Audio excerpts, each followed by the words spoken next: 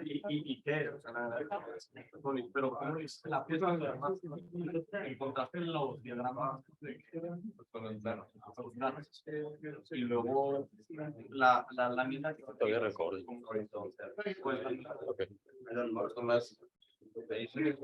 So we're going to start with the conference. Thank you very much. And we're going to be the engineer Gilberto. Thank you.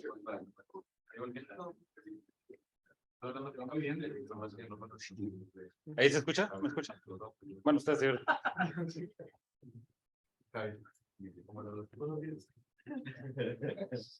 Bueno, creo que va a ser en inglés, ¿verdad? Espero que me entiendan porque no lo practico tanto. Okay, hello, my name is Gilberto Cepeda. I'm a sales engineer in Cognex since some years ago, 6 years ago. And thank you for inviting me. Thank you, Manuel. Also my partner, but he will present himself. Hello guys, I'm Gerardo Mona. I'm an ex-tech too. I graduated in December of 2012, so it's around 10 years now. I'm a mechatronics at 07 plant. So, are you listening? So we will talk about the vision systems and how is Cognex working with all these new technologies that we have, right? Got it. So I will talk a little bit about Cognex, who we are, what we do. And then Gerardo will teach you about the spreadsheet, well, not the spreadsheet, the EC Builder technology for programming the sensors and the system. Sorry, we have an icon, right? I don't know which name.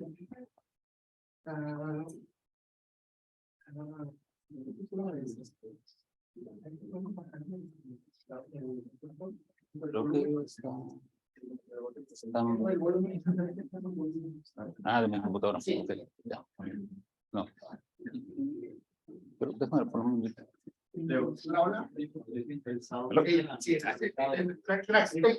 Sounds better. Got it. So Cognex is a company based in Natick, Massachusetts, near Boston. Since 42 years ago, we have more than 25,000 customers, more than 1 billion sales in 2021, and more than 3.5 million systems sold worldwide. What we do is machine vision, is something like the eyes with the optics, but compared with the brain is the vision systems and the algorithms. What? Okay. I'm sorry.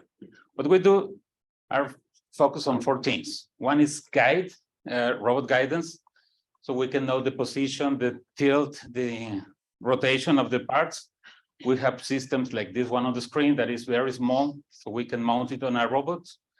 And we have some other kind of system that we can focus on this on the target, and we can feedback the position. Also, we focus on identifying. Identify is like reading codes, barcodes, and 2D codes, any kind of codes. Also, there's another one called dot code or postal codes. We can read anyone, but also we can read text. We have the OCB system and OCR system. That's verification and optical character recognition. We have Gaussian on 3 axes. We have on X, Y, and Z. We have 3D system that we can measure the depth of some features. And finally, we have inspection. I think is the most of the system we sell. We can inspect for cosmetic failures like this one. We can inspect for different kind of bolts or screw or the position of a capacitor, resistance, anything. The trends about the adoption of these systems is mostly the rise of the wage and labor. That's most of the automation, we know that. We have emphasis on the speed We have a lot of systems that we can read, we can inspect at very high speed. Emphasis on quality and traceability. Also, on smaller things, we can check, we can inspect very small components. Also, we have some of them. And the better technology and the Amazon effect. The Amazon effect is everything fast for everything for yesterday. And a lot of quantity. Amazon is one of our customers, and they want a lot of equipment. They need it fast. They need it all worldwide. That's an effect. The company have a lot of interest in research and development. We have more than 1,000 patents, and our drivers for this 5 years, I think so. One is for logistics, fast speed, accuracy, big boxes. They are driving conveyors at very fast speed, and we need to read everything. Artificial intelligence, deep learning, machine learning, everything. We have a lot of focus on that. We have a lot of products, new products that are based on this technology. 3D, we have system that converts what we are scanning, what we're seeing into 3D, and then we can inspect, read, measure everything. Yeah, makes a Cloud. lot of points. Points. And it works actually exactly like solid project. You can do measurement with edge or planes or getting the height, all of that, but with vision. So you get the image from the actual piece that you're scanning. And everything focused on Industry 4.0. We cover a lot of industries. There's a lot of examples. There's just a few of them there. For automotive, I think is the #1 solutions for us. A lot of assembly, verification, measuring, tire inspection. Tire inspection is really hard because it's black over black, and the material is soft and it absorbs all the lights. It's very complicated, but we have solutions for them. Electronics and electric vehicle batteries. There's a lot of solutions. We have also right now a department focuses on electric vehicles batteries. And logistics, we have a lot of technology started on fulfillment, on logistics, on retail, distribution. And consumer, there's a lot of alignment for the kind of telephones, tablets, screens, final assembly, inspect for cosmetic damages, everything. On food and beverage, we can inspect without touching anything, and sometimes with the equipment that can resist the washing of the environment. Okay, we have our slogan is work fast, play hard. If we work fast, we can play hard. That is the CEO and the owner. They like to have a customer each Halloween. And finally, move fast. Okay, a little bit about the products, because we are touching 2 technologies right now, or 3 technologies that it can be mixed. That's all technologies, right? Basically. Okay. Two vision systems. We have this. This is the new sensor. I hear that you have the Insight 2000 sensor. That's still available, but this is the new generation. It will have edge learning on it. We can teach the sensor by training the sensor with images. We can say, okay, this one is a good image. This is not a good image. This is another bad image. And after several images, I mean, maybe 15 or 20, the system can recognize what is good and what is wrong. And we don't need to teach every pattern in there. We just show the picture and say, okay, this is good and this is bad. This is a sensor. This is basic functions like present absence. We also have this vision system. This one also have this one have the whole deep learning technology that is mostly focuses on three things. OCR, difficult OCR. That means like this one on the ICs that have low contrast. Another like the monoblocks on the car engine that is melted the characters and is together, and it's really hard to see. We can see that with this camera. We have assembly verification like this one. We have a blister with some stuff on it that needs to be checked that all the parts are inside there. It doesn't matter the position, whatever it is. And finally, the defect inspection. Like that one, checking the IC if it is correctly assessed on the PCB. These two systems that we just see have the processor inside. It doesn't need an external or amplifier or controller. Everything goes on the same unit. Also, the illumination and the power. This is the sensors, the AES-2000. This is basically go no go or presence absence sensor. We can get an image, and with some tools that we can see in a few minutes, we can check if there's no bright, if there's a line, an edge, or a circle, or a pattern in it. And this is a vision system. This one works with, we call the rule-based tools.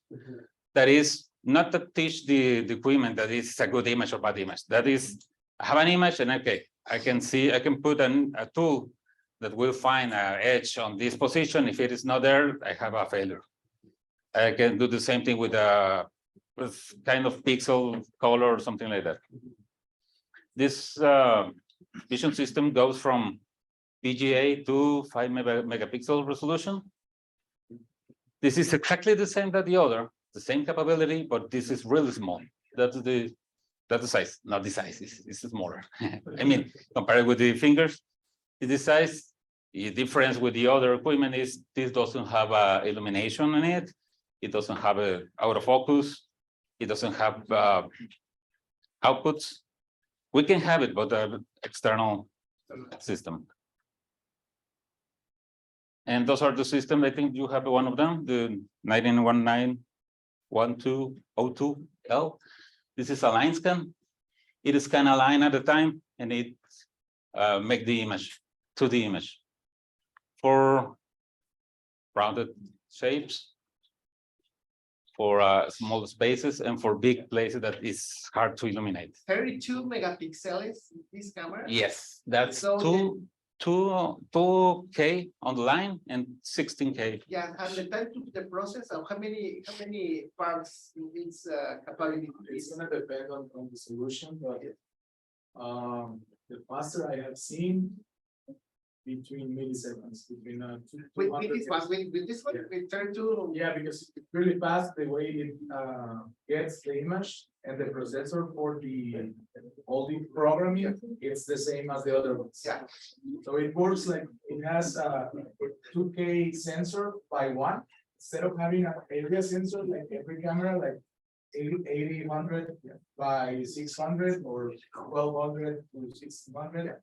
This is just one line. It's a 2048 pixels by one. Okay. And then you take a lot of pictures, and then you match all of them, or merge all these pictures, and you can have a big picture. Yeah. So let's say like when you're trying to inspect a chassis belong for a truck, it's really big, right? You need a lot of cameras. If you're gonna inspect all the chassis, you're gonna need a lot of area cameras. But instead of that, you move the chassis, you have one camera, and you're taking a lot of pictures of that, and you can have the big picture for all the chassis.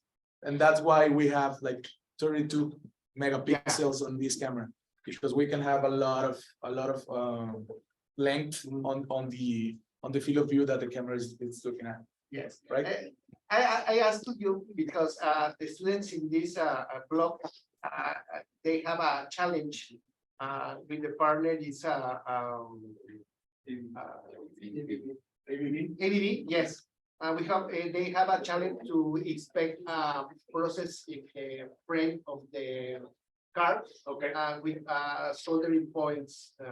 Okay, 32 points of the soldering, and they need to choose the vision system to make this is information.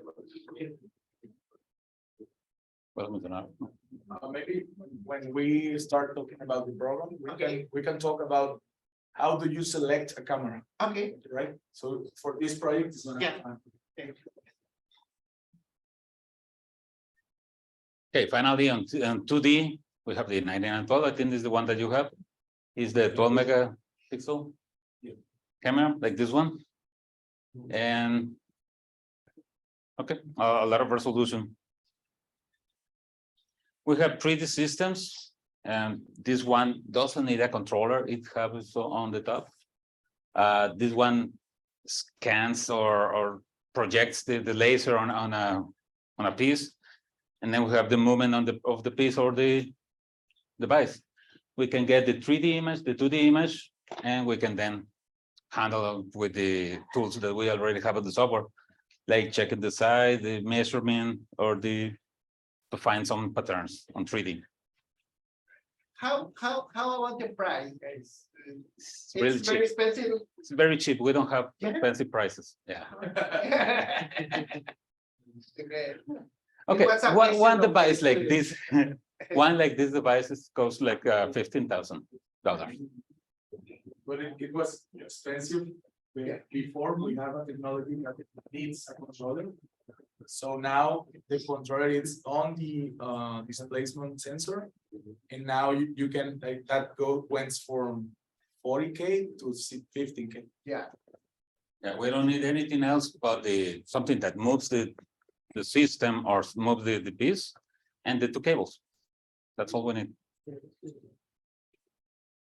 And we have another kind of 3D system that is one-shot 3D, but it's not as it's different kind of system. This one recognizes some parts, but bigger parts, not for measurement. We have also this system, the one that we see at the first, for Vision Pro. Vision Pro is a system that we have, the software we have to connect to a computer and then get some cameras or 3D cameras on it, and it can be faster and it can handle more than 4 cameras, like 4 or 8 cameras. And finally, the barcode readers. We have from the smaller, that this one uses for a small distance, for the electronics mostly, because this is plastic and it only have a USB or serial communication. Another kind of system. These are very small but flexible, and the new generation of this one have USB, Ethernet. We have industrial protocols, different kind of light. We can change the focus, the position, the lens measurement. Another kind of reader. This is for 2D and 1D readers. Longer distance, bigger area. This one is mostly focused for logistics. This is very fast scanner. We can read more than 45 per second, 45 pictures per second. And this is the newest. I haven't seen it yet, but this is a 9 megapixel system for logistics. This is a solution really interesting. This one have a small mirror with a driver on it, and we can move the mirror on one axis like the.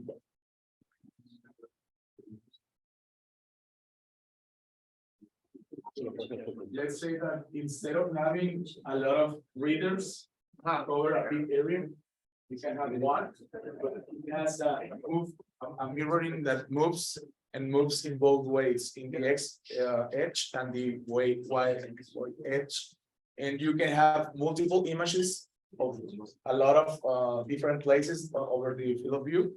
And you can solve it with one instead of having like 4, 8, or something like that. So that's for bigger areas that we can cover. The picture on the top moves on one axis, and it is like having 3 cameras because the mirror moves on one axis, and the picture on the bottom have 2 axes. It moves on Y and X, and we can have 6 pictures instead of having 6 cameras. We love to sell cameras, but this one is good solution. Yeah. We have solution for ESD systems certified. We have the handheld scanners with a technology so we can read codes on laser market or .pin. It doesn't matter the surface what it is. And also we have scanner for basic paper or label images.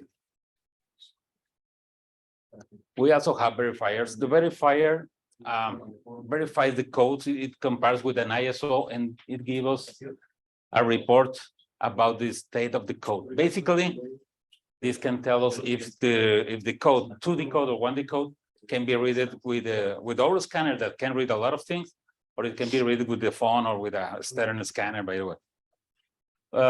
Some companies, well, in the United States, the Department of Defense and the pharmaceutical companies requires the providers to send an ISO compliant verification of the codes. And this is the same thing, but handheld. That's it. Okay, now Gerardo will talk to you about the good stuff.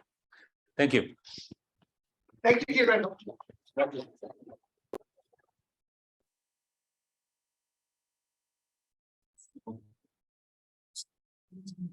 One question, Gilberto. Do you sell the lens too or no? Yeah, the lens. Yeah. You sell. Yeah. But it's different brand. You are distribution of the car sales or something. We have partners. We have some brands like Edmond Optics, yeah. Cameron, Yeah, Buchanan, and another one. yeah, but Context doesn't make a lens, no? No, Don't manufacture any light or any. The internal lights are made by Cognex, but Yeah. all the external lights, like the ring or bar light, are manufactured by another light. Yeah.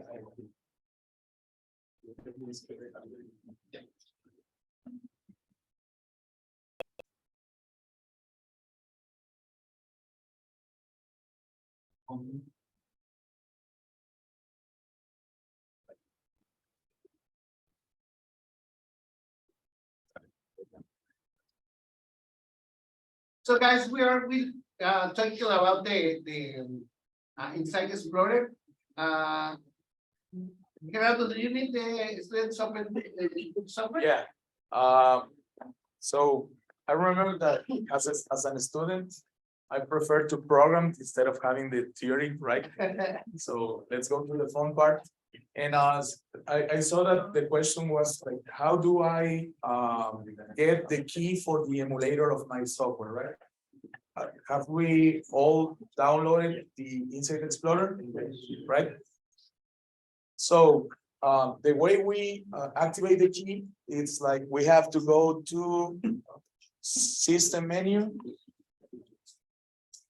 then Options, then on the emulation, and we have here a reference key, right? The one on the top from both of them. So I have to copy that key and I have to go to cognex.com, to our page.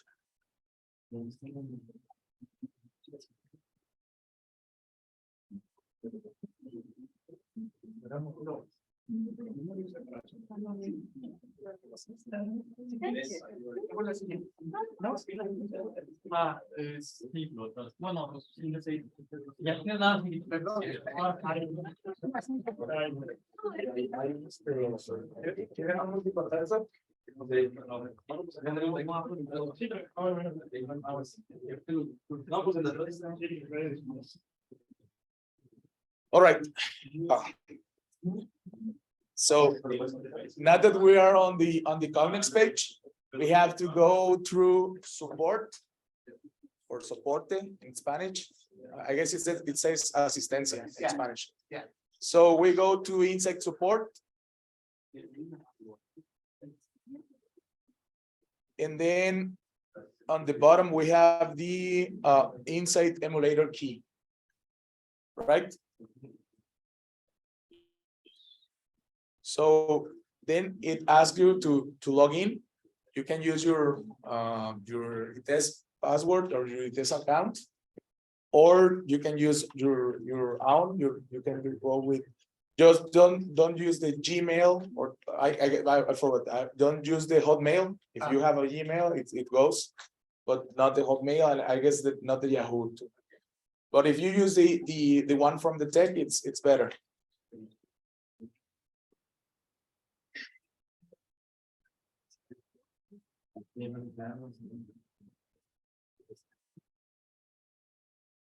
So once you log in on the page, you will have this, and as the company or empresa, you can type Tech of Monterrey or ITESM, and then on the reference you can paste the reference that you copy.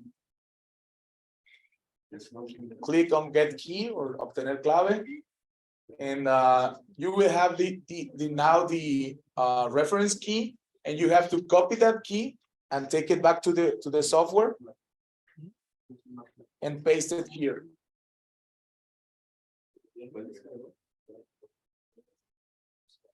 Right?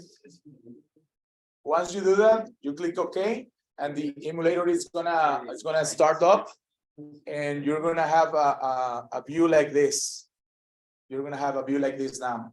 And if you see on the left part, on the network part, we will have now the computer. And when you see this computer, is that now your software works as an emulator, right?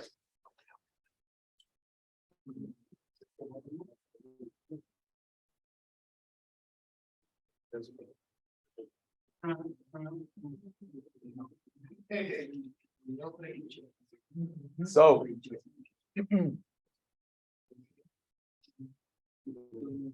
did you guys get this part? Who was the guy who asked for this? I don't know if the guys from Zoom, did you follow these instructions?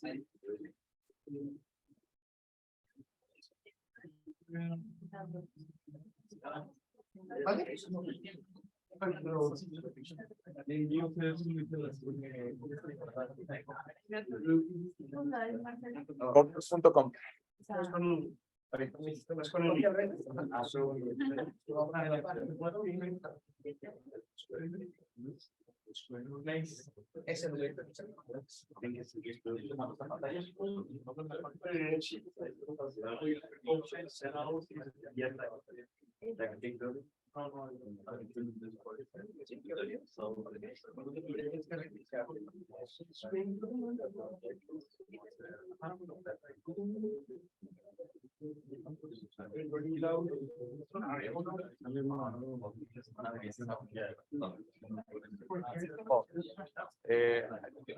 We have to view.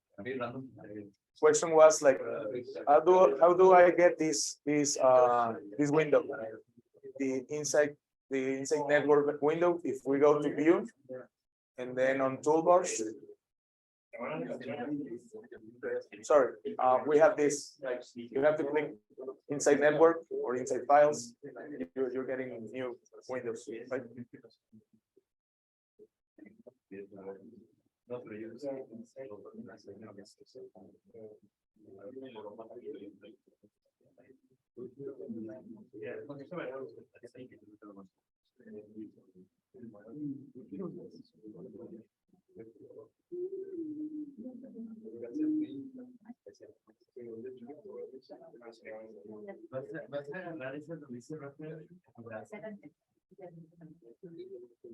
Pues copias esa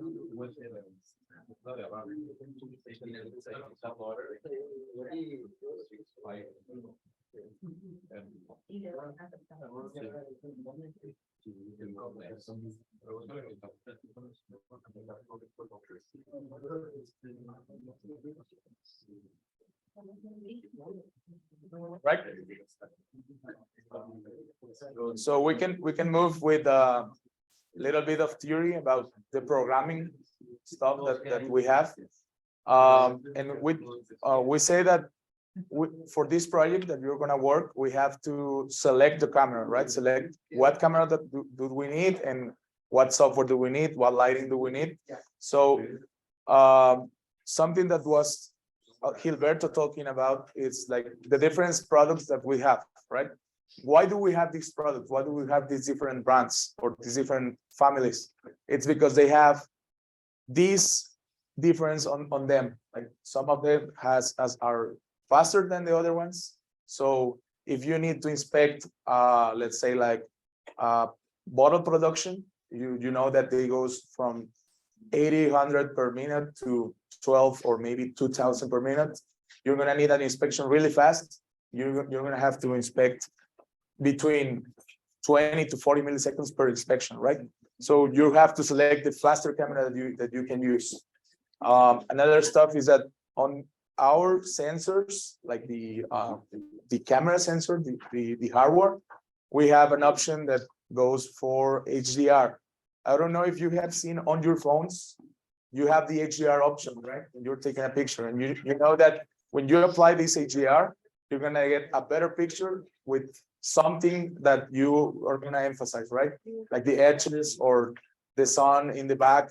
So we have this on our cameras, and we can what it does is that instead of having a camera really dark, for example, if you use the HDR, we're gonna have a photo that goes lighter and goes really on the same like amount of light on all the camera.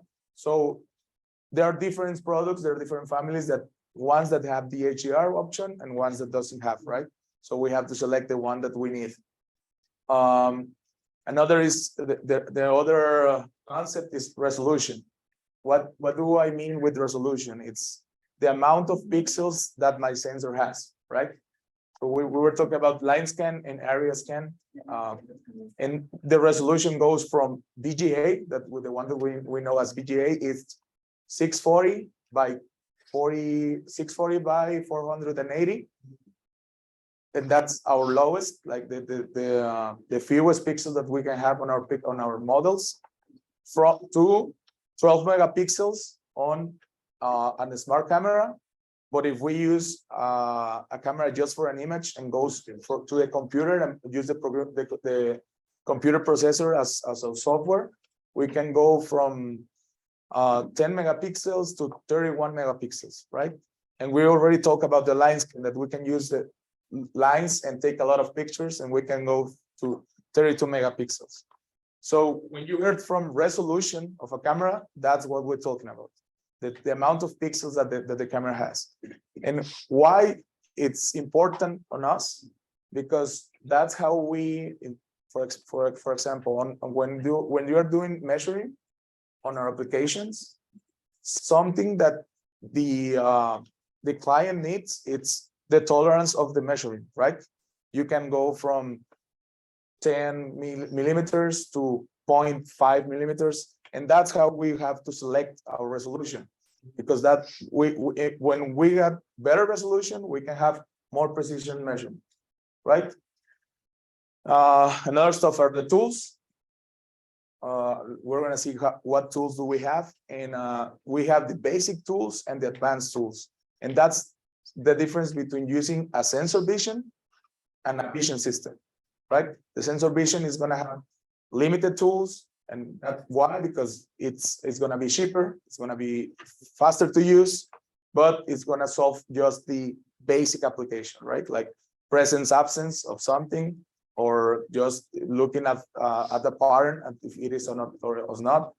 But if we are doing measurement, we don't want to go with a vision system. I'm sorry, with a sensor system, right? We're going to go to the vision because it's the one that have the bigger resolutions, the better tools, the precision tools.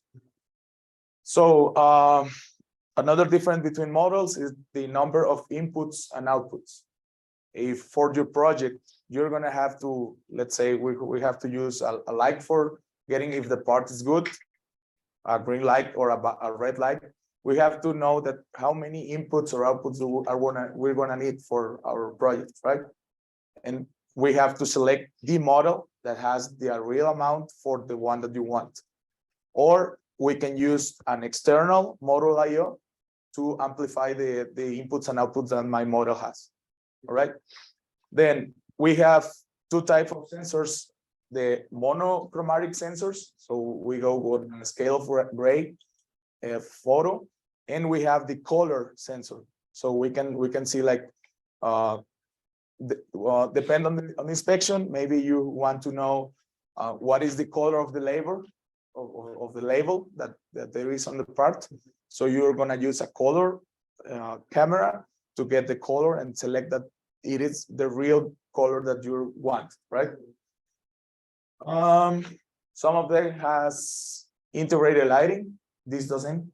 If you see, there is just the system and the lens, but a lot of models from the new ones gets with an integrated lighting. It's easier to use.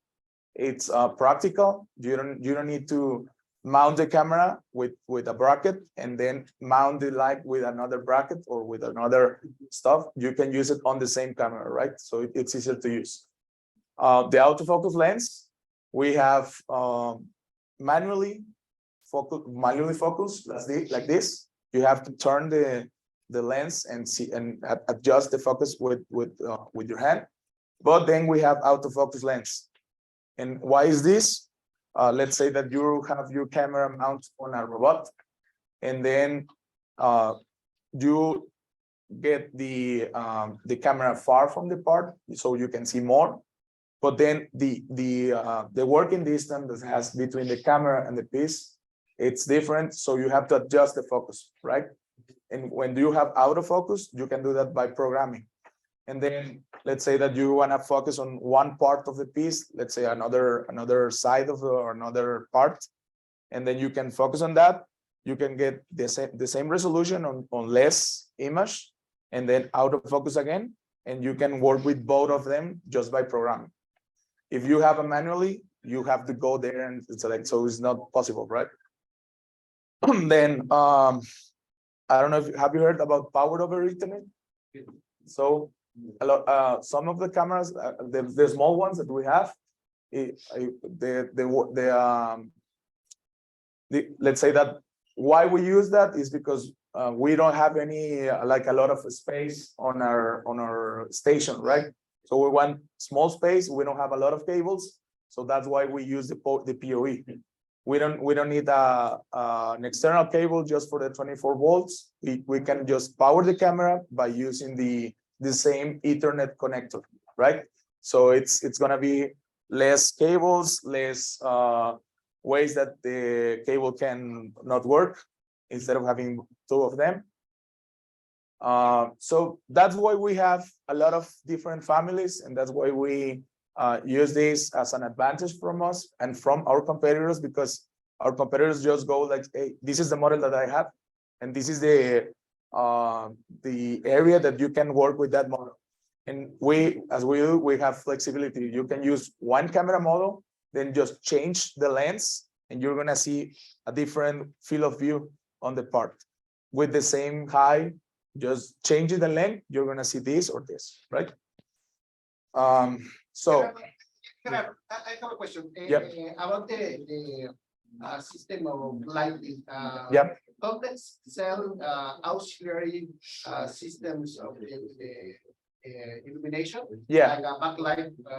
Yeah. Illuminate or, Yeah, we have same as the lenses.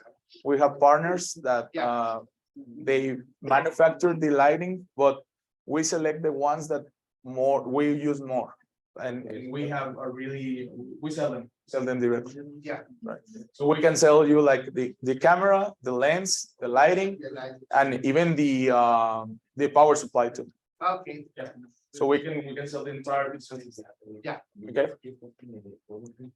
So another stuff that we can discuss is that the programming language that we use, right? We have two programming language. We have as a base, or the one that goes from history is the spreadsheet. It works like an Excel.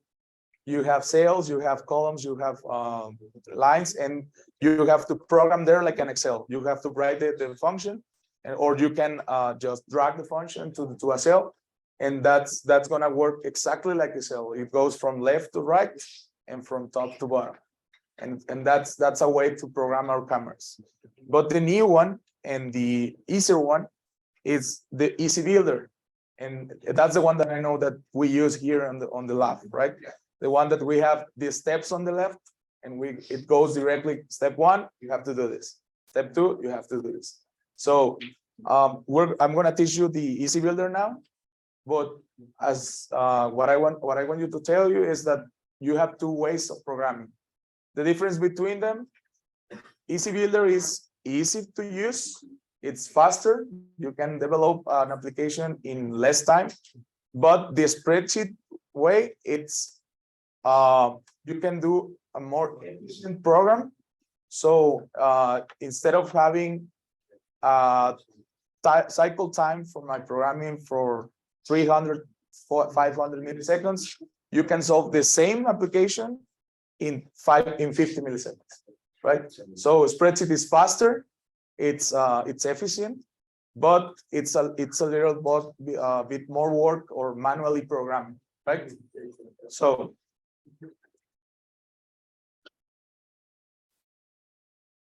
this is the view that we have for Easy Builder.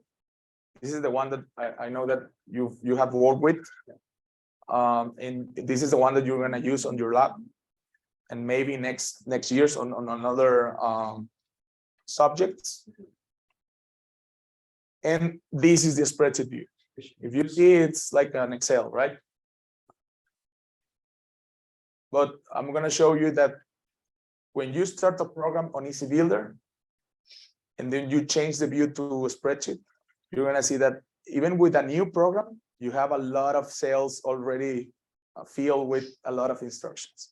So it goes that the program is gonna go slower, right, with Easy Builder and then a spreadsheet.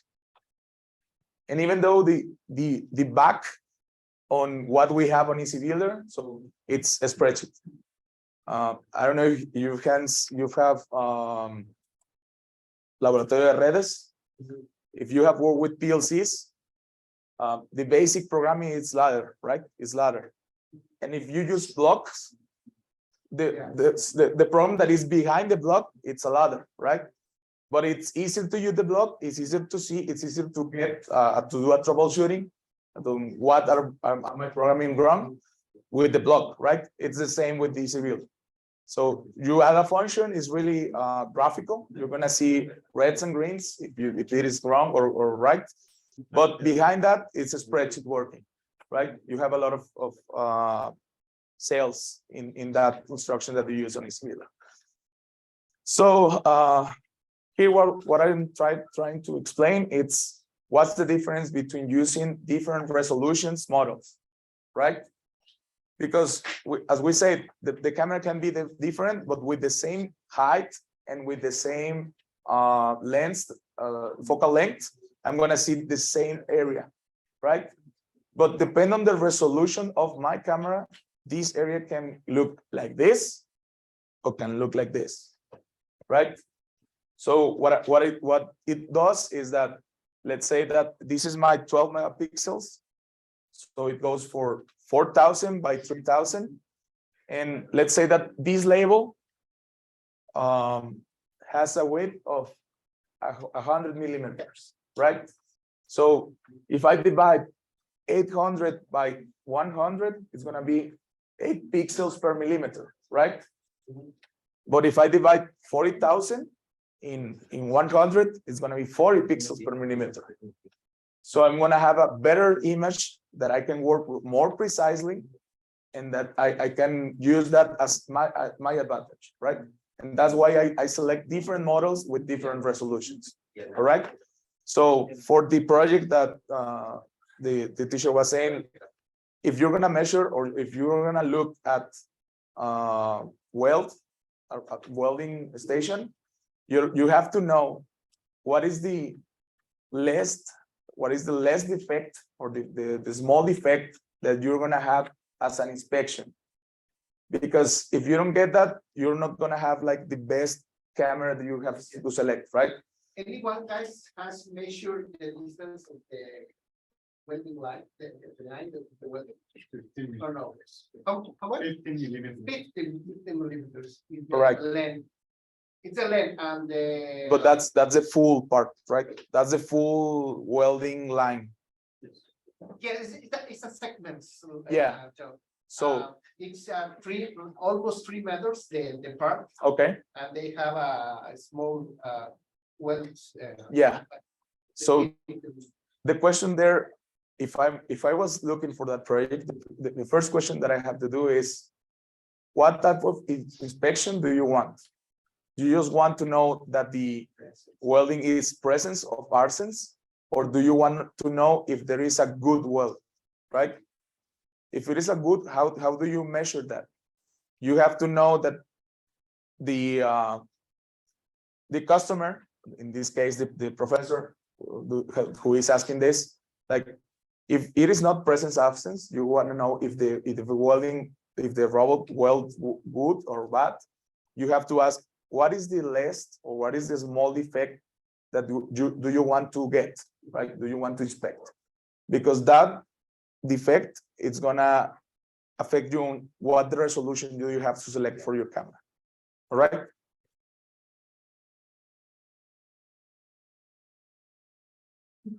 All right.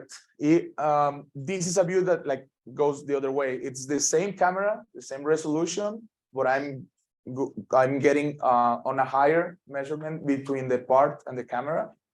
So if you get, this is a distance, and if you get higher, you're gonna have this time of, and this concept we call field of view. So when you talk about field of view, it's the real, the image that the camera is having, but on real metrics, on real units. I'm sorry. Yeah. So the field of view goes for millimeters or inches instead of pixels, right?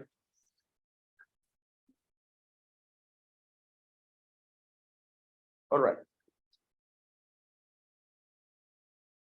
So the first thing that I have to do when I use a system for programming, it's let's say that I already select the camera, I already select the lighting, the lens, I have the setup.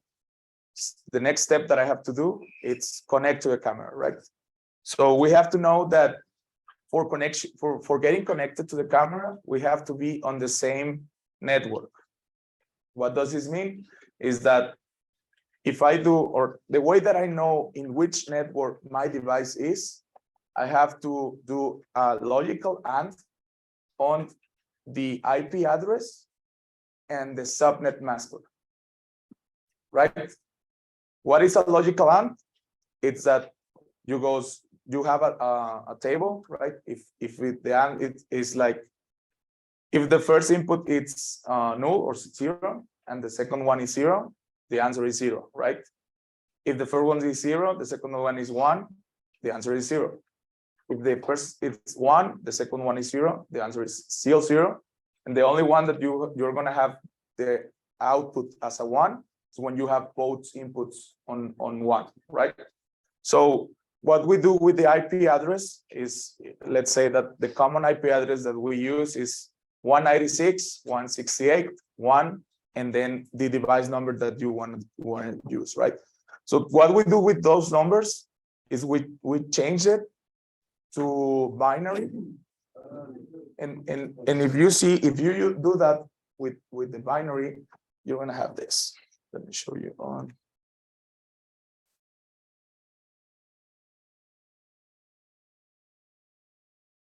Let's say that this is the most common network, and we call this as a local network, right? Let's say that I use the 1. Let's change this number to binary.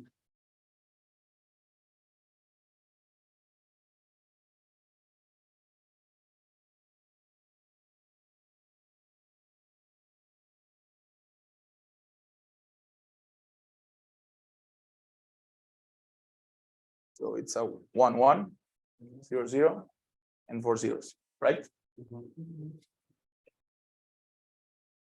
Then change the 168.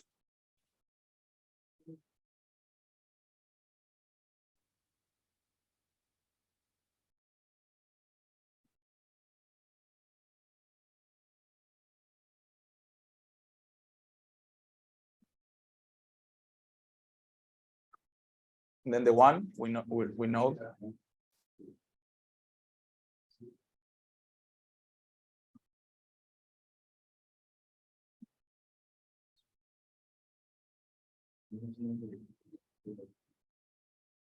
That's my number in binary, right? So let me get this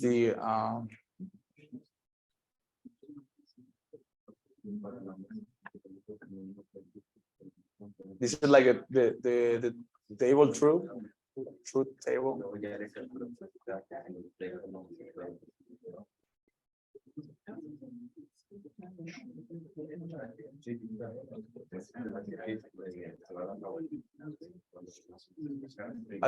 That's the way a logic hand works, right? So if you see this, let's say that the step or the space that I have a 1 on my mask, that's why we use 255, 255, 255, 0. Why do we use 255? So the 255, what happened when you change it to binary? Right?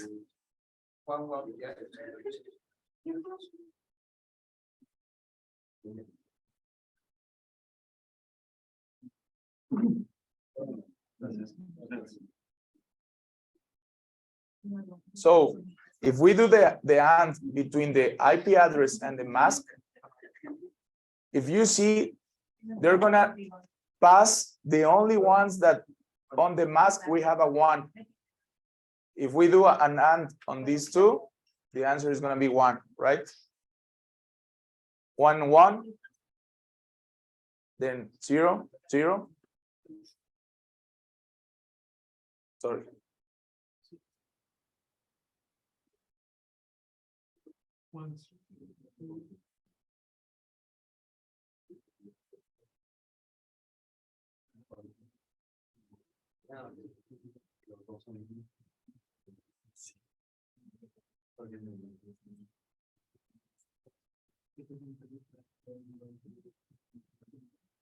So what do I see here? Like if on my mask I have a 1, the number, the IP address is gonna pass the same number, right? That's why we use the 255, because now the network ID for that device, it's gonna be 192, 168, 1 and 0, right?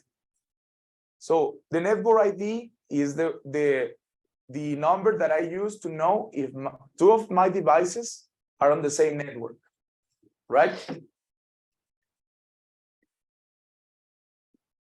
So I know now that my network ID for this is the 192, 168, 10, right? Let's say this was my camera. What happened if my PC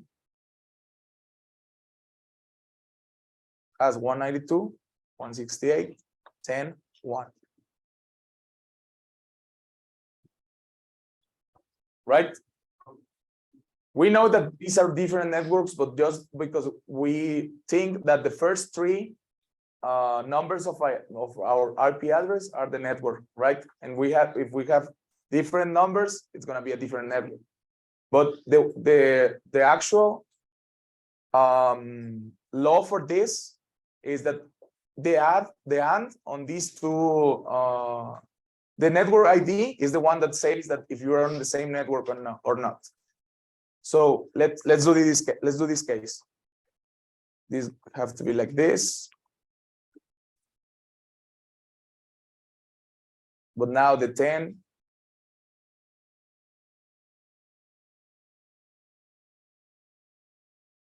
100, no. Like this.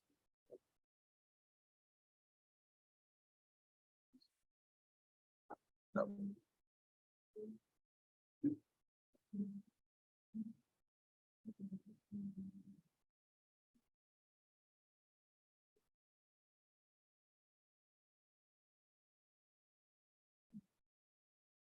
Now we use the same mask, 255, 255, 0.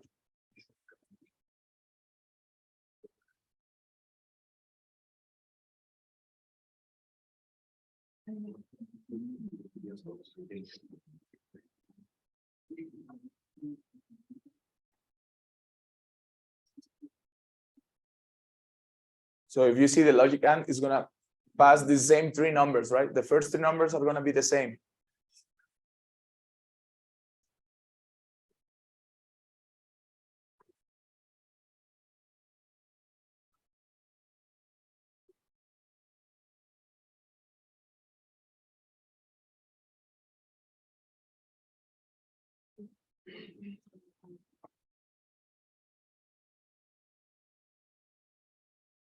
And now the network ID is gonna be 192, 168, 10, 0, right?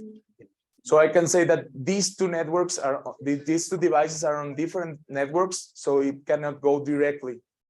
It have to go through a router or to a switch that has the ability to connect different networks, right? So what happened if I use now, instead of the triple 255, I change this to 55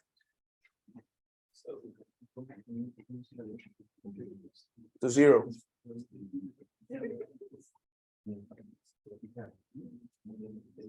And this to 55.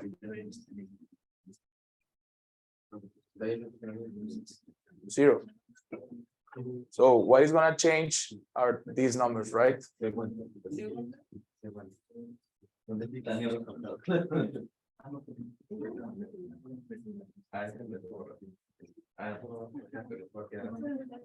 So this number will change, and now it will be a 0.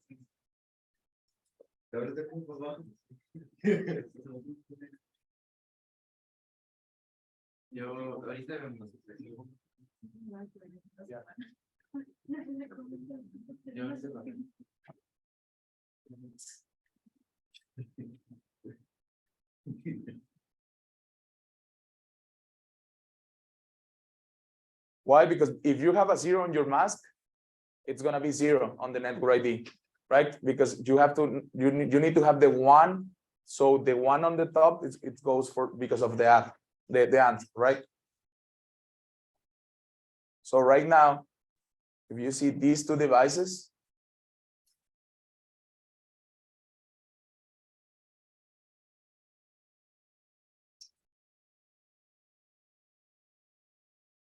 are on the same network. This is 0.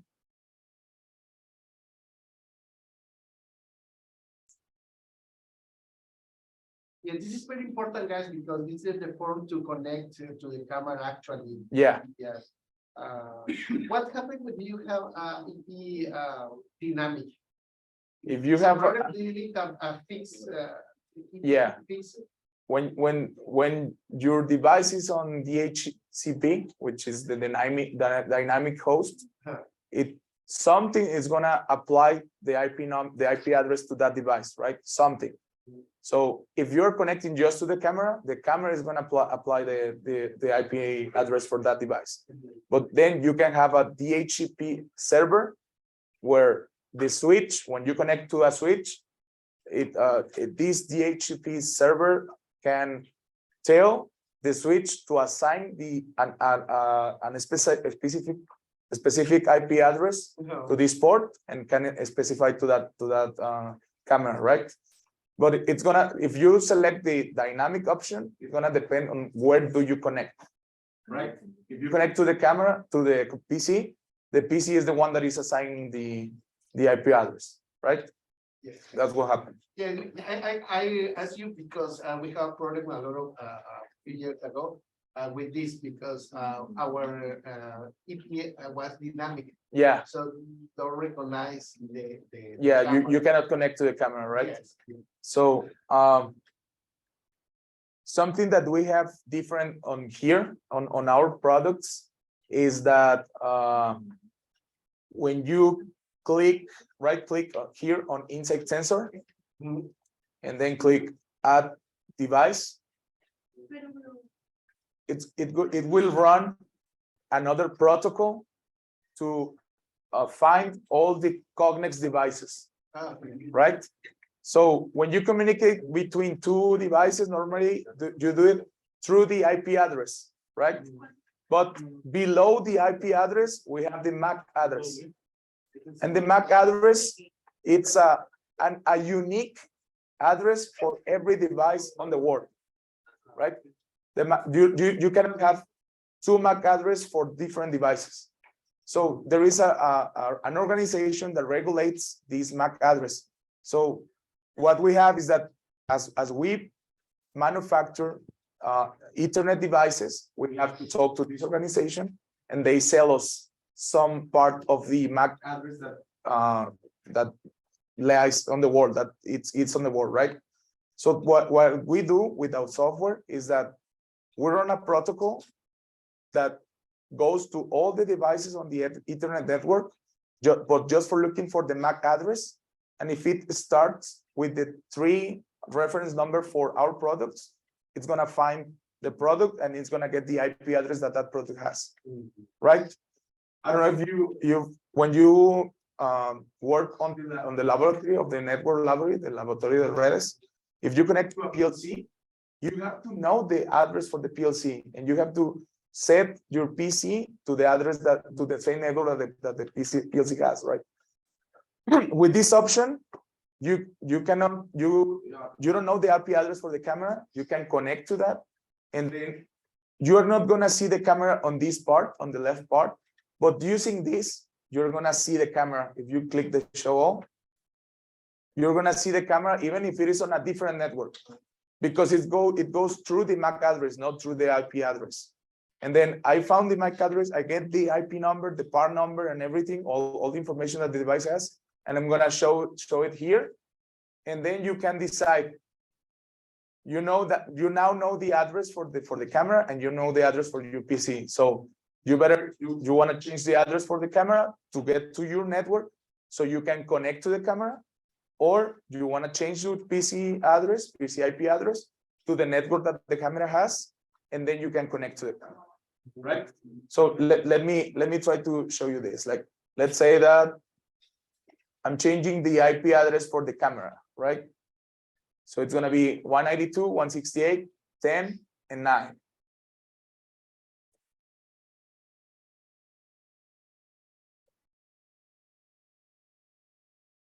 Right, it's changing. So what is gonna happen is that here I will not see it, right? And this is probably what happened when you have it as a dynamic IP address. You're not seeing the camera, right? Even if you're connected directly to the camera. So what is gonna happen that, let's say my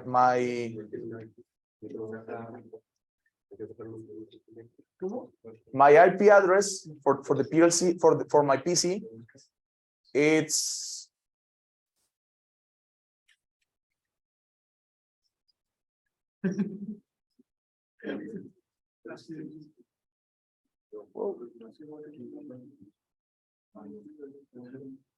oh, it's not showing because it's power cycle on the camera because I changed the IP, right?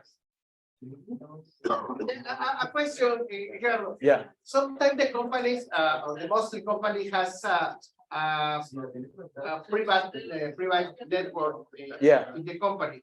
So the safety protocols, the security protocol internet sometimes blocks the connection to the software. Connections. Yeah. You don't have problem with this safety Yeah. security Yeah, I have this. Do you the- have the- vision, special provisions? Yeah, the solution is that They- you have to talk to the IT I think, yeah. department. And we have a table for the ports that my software used to find the camera. So Yeah. what you have to do is give this port to the IT department, Uh-huh. and they have to make a rule Yeah. to let that port through to the security that they have, Yeah, right? okay. That's what we have. And we use I believe it's the 21 port for the connection between the software and the camera. Yeah. Right? And then the one that discovers, so the protocol that we use for discovering, it's another one. It's like, I believe it's an 830 something. So let's say that, well, let's continue with this example. Like right now, my camera, it's on a network, and my PC, it's on another network. I'm not seeing it here, right? So that's why when I say that, hey, I cannot connect to the camera, but you have to know that why. If this happens, you have to right click here at sensors device, show all. And then if you see, it's on a different network, but I can see what is the IP address that the camera has. So what I can do now, it's changing the IP address for the camera. If you already have an IP address set for the lab and you cannot change that IP address, it's better to change your PC IP address, right? In this case, it's easier for me to change the camera, so I can just click right now. Why? Because my PC, it's on 192, 168, 1, and 25, right? So I'm gonna change the IP address for the camera to my network. I click apply, okay? Anytime you change something on our devices for a communication parameter, the device has to power cycle itself. Right? You have to turn off the camera and turn it on again. These devices now, they did it automatically, right? Automatically. So we have to wait until it shows up. And if you see, now you have the camera here on the network. So you can connect now, right? So which is the advantage to connect the camera to this form versus I don't know, serial? well, You have monitor the vision system. yeah, Anywhere? when you go through internet, Yeah. it's faster. Right now we are on the 10 gigabits about 10 gigabytes of speed, while on serial we don't get even to a 1 giga. Right? Yeah. I guess not even 10 megs, 10 megas, right? So when you connect to internet, it's faster, and you have a bigger width or bandwidth, so you can send more information. And that's why, like the question was, like, I can get a lot of diagnostics from the camera instead of just getting the information that I programmed, right? When I connect through internet, I can get the part number, the serial number, the version, the firmware version that I have. I can get how many pictures does it has taken, like the amount of pictures, the amount of the one that good, the one that bad.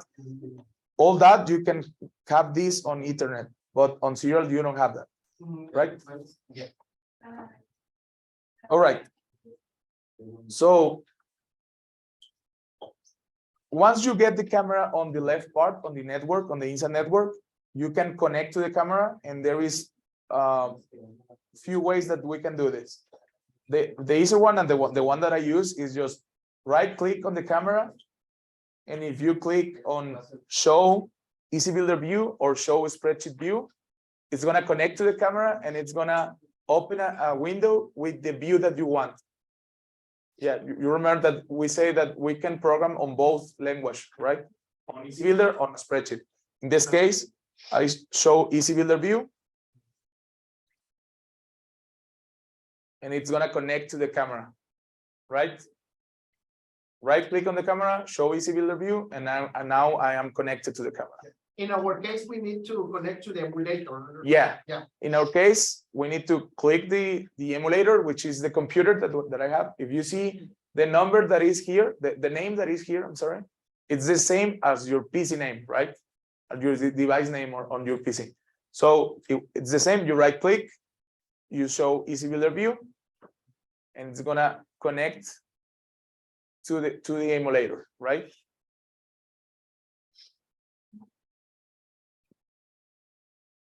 Is it a standard emulator or? Yeah, You choose the a- basic one is a standard, but you can select what model do you want it to emulate, right? How do you select that? If you go to System, Options, here on the emulation, you have all the models that we have. That we have for Insect Explorer, right? So you can do a programming based on the camera that you're gonna use, with all the tools that the camera has, all the speed that the camera has, just by selecting the model here. Right? So we say that on the lab, on a lab here, we have Insect 2000, and on the lab there on the ASM, I don't know if it still calls ISM. Yeah, I guess. ISM, yeah. We have this camera, right? The 9000 Insect 9000 camera, right? Yes, we have a question in the chat. I can open the chat. It's in the camera, maybe. In the chat here, Gerardo, and the first computer. Oh yeah, I'm looking at, but we're not seeing the. You have the mouse. Here. Where? The mouse. Oh. In another, yes. I think we have a question. So teacher, we can reopen the left window that says inside. Oh yeah. I have the same question, but here locally. If you go to the view menu, there you have the tabs that you can select, right? Inside network, inside files, so you can open and close whatever you want. They were asking a bit about this too, because when the first time that you use the emulator, it doesn't open. Okay.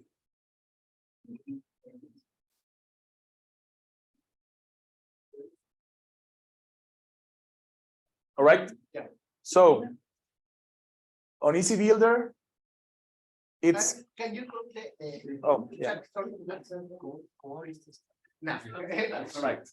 On the Easy Builder view, when you start programming Vision, this is the best way to start because it goes step by step, right? If you see here, this option here, the first step is getting connected. Then the second step, sorry. The second step is set up image, right? Once you're connected to the camera, I have to set up my image. And let's say that first we have to set up with the hardware. I have to select the camera. I have to set the camera to the height that I want, select the lens, select the lighting. Once I have that, then I have to set up the image on the software part, right? What do I mean with this? If you see here, the first thing that I have to select is the trigger type.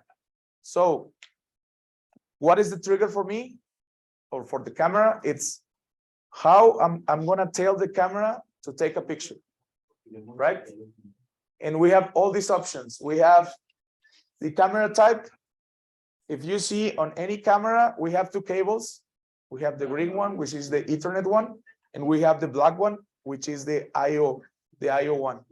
And we have here 12 pins, which one of those pins is the trigger. And when you select the camera type, it's that you're waiting for this pin to have 24 volts, right? So you're gonna use, let's say that we use a sensor, or we use something that send us 24 volts through a cable. We're gonna get the 24 volts to the camera, and that will take the picture, right? So when we have a fast application, like the bottles that I told you, or the cans, but they're really fast, what we use is we use a sensor that is gonna sense when the bottle is coming, and that sensor is gonna send 24 volts to the pin, and that will start taking the picture, right? And we will do that automatically. All right, that's the camera type. Then the continuous type is you just select an interval of time. So anytime you go online on the camera is going to be taking pictures on this interval, right? That's the continuous type. Then we have the external type, which we can use. There is another pin on these 12 pins that I tell you on the cable, that we can select an input to be the trigger of my camera, right? We have to program that. What's the difference between camera and external? It's just milliseconds between them. If the way the circuit of the camera is we have the sensor, and then if you select the camera type, it will apply the 24 volt directly to the sensor, and it will take the picture. If you select the external type, it will go to the IO first, and then the IO will trigger the sensor, right? So let's say that the faster way to do this is with the camera type, but is this the not safety way to do it? Because if you have a voltage peak there, you can damage the camera, right? Damage the sensor, and it's gonna be there is no way back if we damage the sensor. But if we damage the IO, we can do something to repair that, or you can just say, hey, I don't use that input. I use another input for the trigger, and the sensor will take the photo, right? So the safer way, it's go through an input instead of the camera type. But if you need really, really fast applications, you can do the camera type, right? Okay. So the manual option is just using the button that we have on our software, which is this here. But with the emulator, you don't have it. But with the camera, you can take a new picture. So, when you connect the camera to the robot, the ideal form to connect is external? Depends. You can do industrial Ethernet, which goes by communication. If you can connect the robot, or if the robot has the same industrial Ethernet protocol as the camera, that we have all of them, you can connect through communication, so you don't use the external. But if you just want to use an output from the robot controller, you can do external and then select an output to the robot to an input from my camera. Okay. So you can do it both ways. Okay. And the way I see it is the faster one is the external, because it goes with 24 volts. And with communication, you probably have to wait until you update the information. So, but the easier one is with communication. You don't add another cable. You already have the communication between you need to send the coordinates, right, for the guiding. So if you have that, you can do that. And it's gonna be the same for the robot, because you can do it on the logic of the robot when you want to trigger with communication or with external type. In this case, Conferencia has the plugins for the mostly robots. Yeah. Use, no? Yeah, we have all the protocols, but we have better relationship with some of the brands. Even let's say Universal Robot, we have a UR cap. So you can add the plugin of the UR cap on the Universal Robot, and then program the camera from the robot. Yeah. Right? The other ones, we have some examples that we can use, or we can add a lot of tools that are already designed for us, but it's not as we have to program on both, like program the robot and program the camera in the way to communicate them, right? All right, so we were on setup camera. Manual is just the button. We say the software button. We have the red or network. So let's say that I have an application, or let's say like I have a motor, and I want to inspect the motor for the 5 sides of the motor that I have. So I have to have 5 cameras for that. If I don't have a robot to move, but I can set that as fixed cameras, 5 fixed cameras. So what I can do is, instead of triggering all of them, I can just trigger one, be the master, and then this one trigger the other ones by network, right? So let's say that because the part is going to be the same, right? It is not going to move. So you have a sensor that sends that the part is there. That sensor goes to one camera, like one cable, 24 volts with an external, and then the other 4 we use it as a network type, and we select the master as this one, and so you have one trigger for the 5 of them, instead of having 5 cables to all of the cameras and know if some of the cable is not working. You're going to have one opportunity, right? Instead of having a lot. So we have that option that we can do networks between cameras. And then the last one is industrial Ethernet, which is the one that we select protocols, right? If you remember on the lab, we have AV with Ethernet IP, we had Siemens with Profinet, we had Mitsubishi with SLMP, or Schneider with Modbus. So we have all those protocols, right? Yeah. And why? Because we know that we are more an external device from control. It works a lot more like a sensor instead of a controller. So we need to be prepared to communicate with everything that is on the market, right? So we can connect to any PLC, any robot, any even PC applications. We have all that options that we can select from communication. All right, so that's the trigger. The next part, let's say we use panel. The next thing that we have to set is the exposure time. Exposure, what does it mean is that how much time I'm gonna let light goes through the sensor, right? So if I select more time, the image is gonna get lighter. If I select less time, the image is gonna go darker, right? Let's see this. If I go here and I select, say, 200 milliseconds, I take a new picture. Now you see that it goes lighter, right?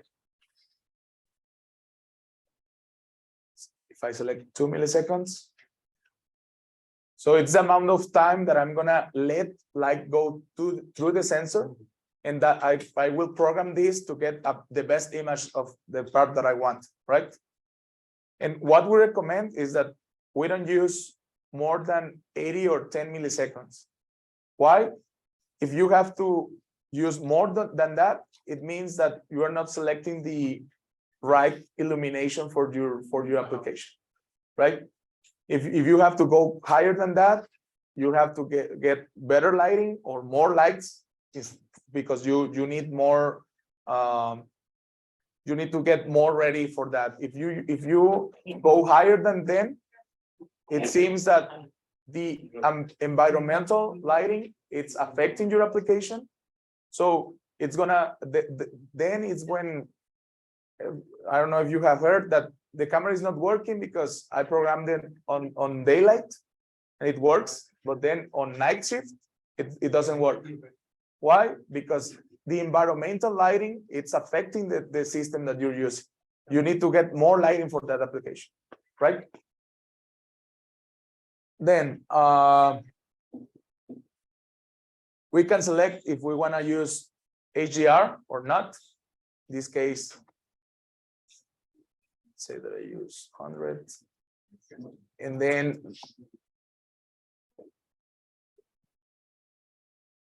This is without HDR, right? And this is how you look at with HDR. With the same exposure time. So you're gonna get a better image with less time of the exposure. And even if you have objects or parts that are on different distance to the camera, if you see something that is on the back and the lighting is directly, the one that are farthest, they're gonna go darker, and the one that are closer, they're gonna go lighter. If you use the HDR plus, you can erase that. Like the one on the back will the software, the sensor will let them lighter, and the one on near them, it's gonna go darker. So you get a better image using the HDR plus, right? All right. So with this, we now have our camera set, right? I'm connected to the camera. I have all the distance for the camera, the lens that I have, the illumination, the exposure time, the trigger type, and the HDR if I'm using it or not, right? So once we have this, now I can start programming. I do a lot of emphasis on this because almost 85 to 90% of our applications are solved really easy if you have a really good setup. If you don't have a really good setup, the programming, it's gonna be really hard. You're gonna see that there is no constraint, there is no difference between what is good and what is bad. So the camera is not magic, right? You have to at least see that there is a difference between them. And then as Gil told, these are cameras that are rule-based. You have to make them know what rules do we need so we can select that the part is good or the part is bad, right?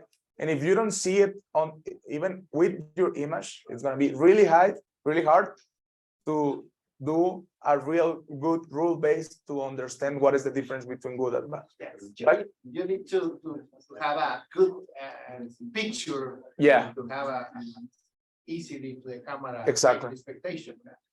So what I see is that lighting and lens and setup of the image is more than 50% to really have a good application solved, right? All right. So now we go to the fun part, the programming part. Now that we already know how to connect, how to set up the camera, and something that we can do with our emulator, it's just adding files or adding pictures that I already have. So we can just set that I'm taking pictures, but you're not taking pictures. You're selecting the files that you have, and you can program there. You can program using those images, right? How do we do that? If I click here on the top, if you see there is like a red button, there is rec. This is for recording. But if you select on the folder, you have two tabs. The first one, which is the record one or the grabar. Here you select where is gonna be the folder that you want to record images to set to that folder, right? So we can do this even on production lines. We can just connect to the camera, select the folder that I want to record photos, and then just by clicking the red button, anytime the camera triggers again, anytime the camera take another picture, that photo will be saved on the folder that I tell you, right? So this is a really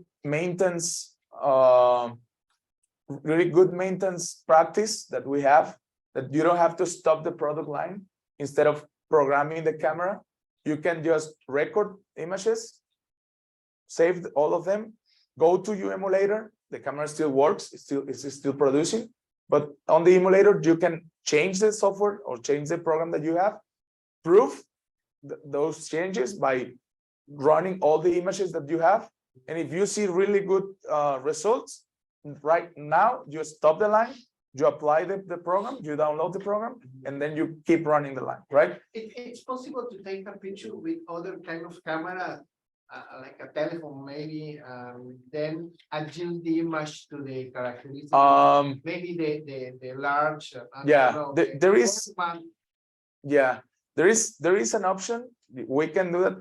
The only formats that we use are BMP and GPG. Yeah. JPG. Yeah. Okay, Because right. we have problem because we don't have a picture of the real product in Yeah. our challenge. So we are thinking, I don't know if it's possible to take a print screen of the cat. And use this print screen like a Yeah. picture. Maybe, I don't know. Something like that. It could be done if you apply to this, like it has to be on the same resolution of the camera. Yeah. And it has to be on the same format, these two formats. But we don't recommend that. Because you're not gonna get a real image of what the picture the camera is gonna take. It's take. So we have a lot of this at the beginning when there is a new customer that never worked with vision, and they start doing this, and then they say that the program that they did with the other picture doesn't work because you're not having all the real variables that you have on the setup. Yeah. So the best way is do the setup, take pictures, and then program offline. All right. So we have two tabs. The first tab is the record one. So we select where to save the photos, but the one that we're gonna really use for this is the playback. So the playback or the I don't remember the name of Spanish. The playback is just for setting where is these photos on which folder these photos are, and then once you select those photos, say that I select. Yes, when you download the software, these photos is coming with the software. We have some examples, Yeah. but not all of them. Let me see. Files.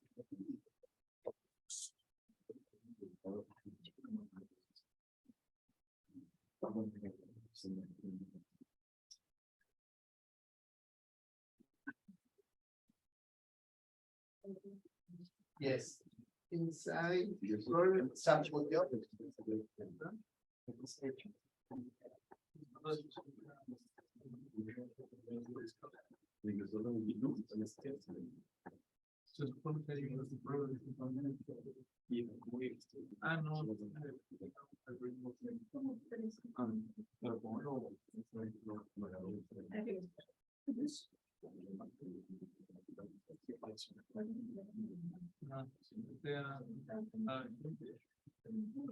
No me acuerdo dónde están.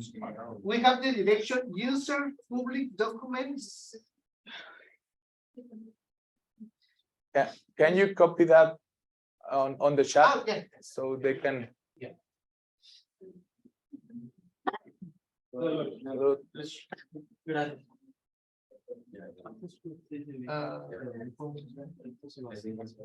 Okay, in the other computer, I don't have this. Oh, yeah.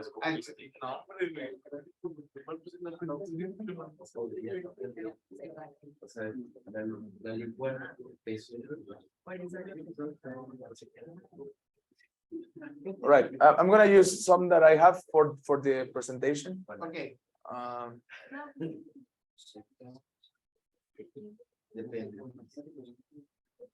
But inside this program 650, we have subfolder sample jobs.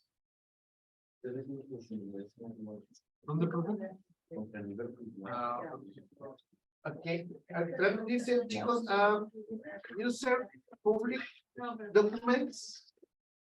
User public documents. Did you find it? Yes? Yeah, okay.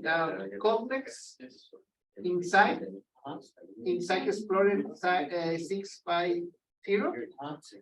Sample job, AC builder,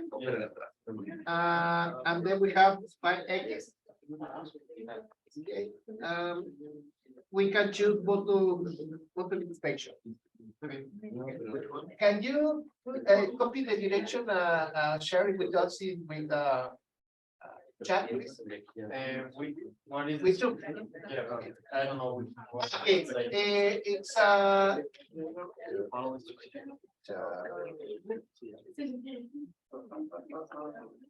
okay, el Zoom es 828 284 40.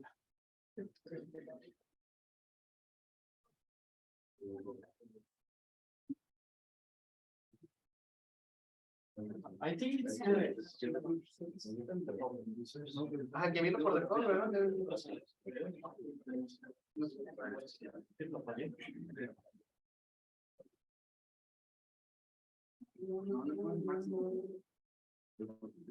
Okay, guys, we are sharing with us the direction to have the picture in the system, ¿No cuántos users? Es que no es. in the chat. Sí, sí,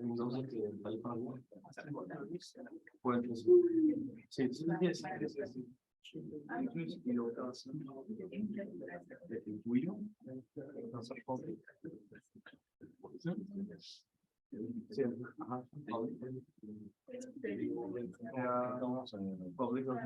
Okay, Yeah, Gerardo, this is the direction that we have, I'm sorry, Gerardo, this is the direction that in the chat, oh yeah, that we have the image to you. Es que bueno, es Inside Explorer 6. Ah, sí. Ah, yo la tengo, ¿verdad?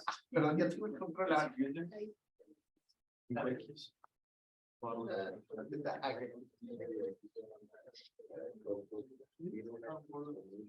Direction.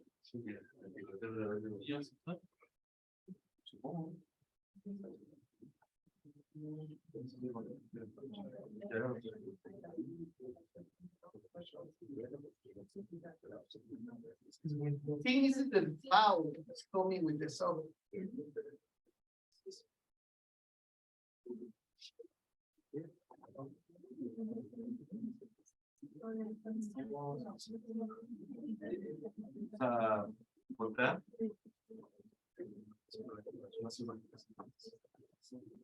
This is one. Así, por ahí. Está arriba, sí, ahí, arriba, dos arriba, dos arriba. They are image to different examples that we have to Eso es practice. y tienes que encontrar bottle inspection. Tipo ahí que se le comunica. Bottle inspection is only just example. yeah, But we can have use, a lot of- it's better if we use the bracket inspection. bracket inspection. So choose bracket inspection guys.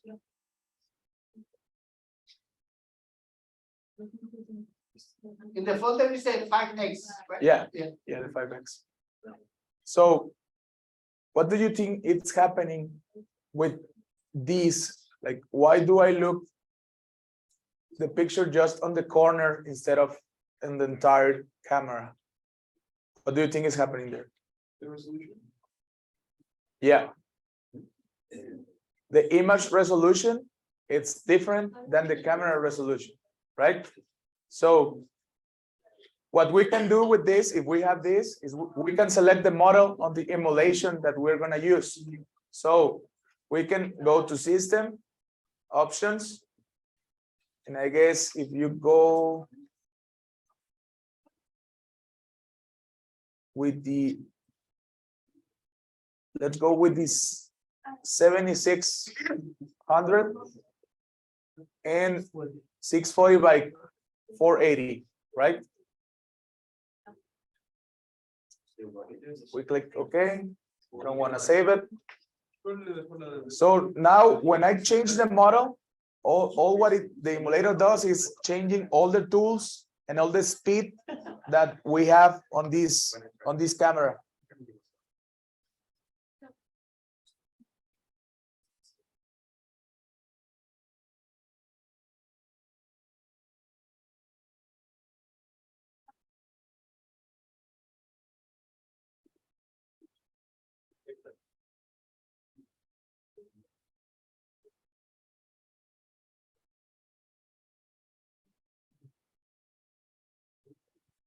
All right, so now that we select this, it was the 7600. And the resolution was 640 by 480. And black and white or color? Black and white, yeah, monochromatic. All right, so if you see, you have two buttons here on the center, the PC one and the sensor one. Yeah. If you're on the sensor, you're not gonna see the film strip. You're not gonna see the images that you already load.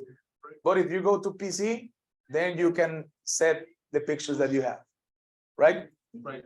And then you can just click on the film strip, the picture that you wanna show or do you wanna test, or you can click on the play button that we have on the right, or we can go one by one or to the last one. So you can manipulate. If you click the play, you see it's gonna be like if you're taking pictures of the parts that are going through your camera, right? So you can do this for training, for using your programming, for trying to get the better program, and then run one of these and you can see if it is working or not, right? All right. So now we have been connected to the camera. We have set up the camera, and now we can start with the programming, right?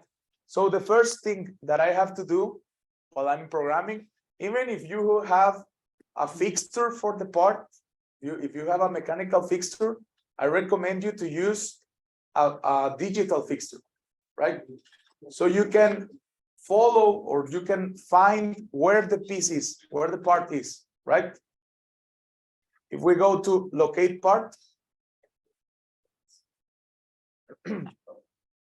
This must to be done, right? Yeah. For the expectation. If we We- don't do that, doesn't work. Right? It will work, but it will not follow. So The let's part. say that you have to be with your search region really high or something like you. It's like an object find. Yeah. It's and then choose the make the expectation. Yeah, the first instruction is for locating the part, where the part is. And if it is moved, if it is turned, you're gonna find that and you're gonna follow the other instructions to that. Yeah. Right? So, yeah.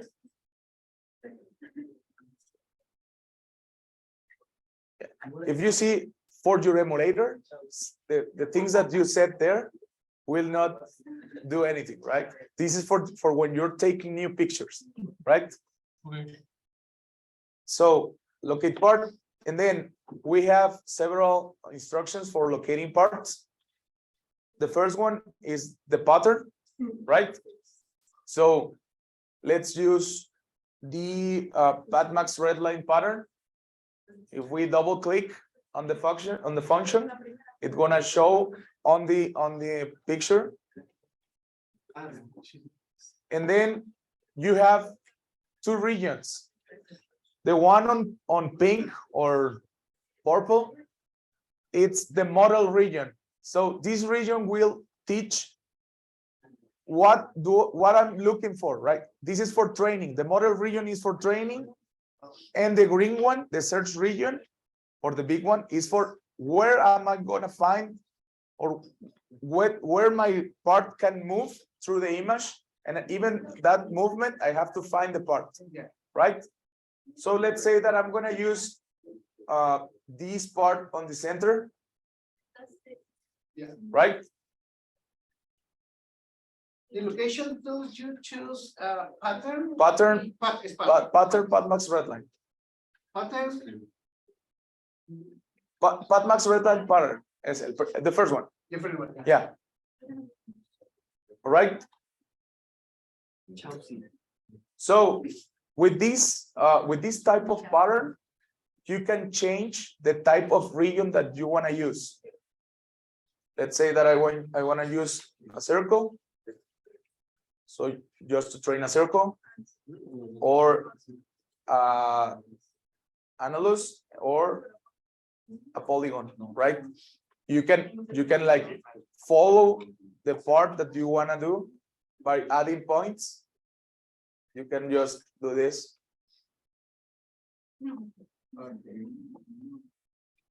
Right? So you can be more precisely on the pattern that you want to teach. So we can go like this.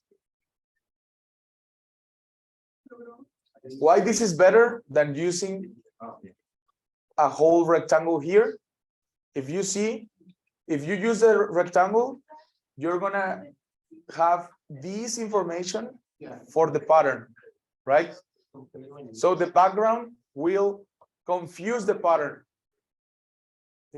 Will probably confuse the pattern. So if you have that, like you have different backgrounds on the pictures that you took, you can have this. You can go directly and follow the polygon, right? So let's say that I use this. I change it to polygon, then I follow the part on here, and I click OK.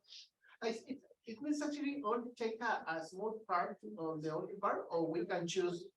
What I recommend is the small part that will be unique during your piece, because if you select the entire, it will take a lot of, and let's say that you can confuse more the pattern, Okay. right? So you see, we use the polygon there. I made points or add points just to follow like the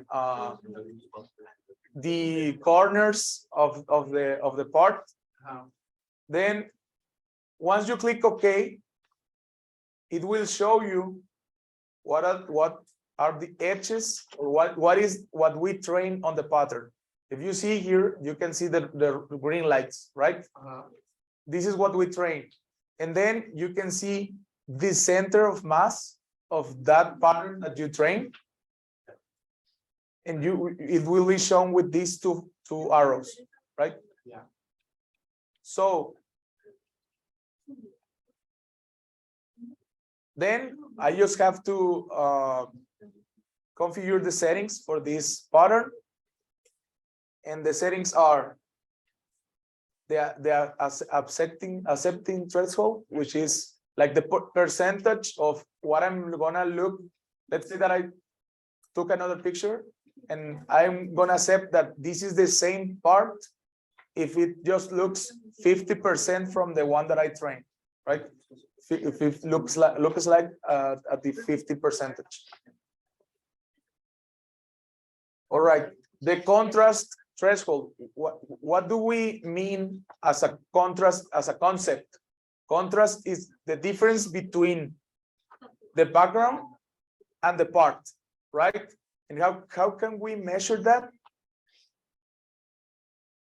Something really useful that we have is that if I move my mouse or my pointer through the image, I have, if you see on the left corner, like right here, you get info from what column is that pixel, what row is that pixel, and what is the value of that pixel, right?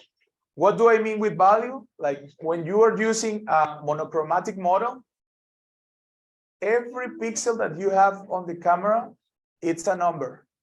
And it's a number between 0 and 255 because it's an 8-bit resolution, right? So what I do is like, if I have a light pixel, it will go for 255, right? 255 is the white pixel, 0 is the black pixel.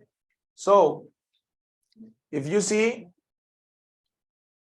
the picture that we have is just a matrix of numbers that we have. In this case, it's a matrix of 640 to 840, right? To 480. So it's a matrix of number, and all our algorithms, what we do is just working with those numbers. They're just formulas that we use. And that's the difference between the brands of the vision system designers, right? the algorithms that we have are different from the one that our competitors has, right?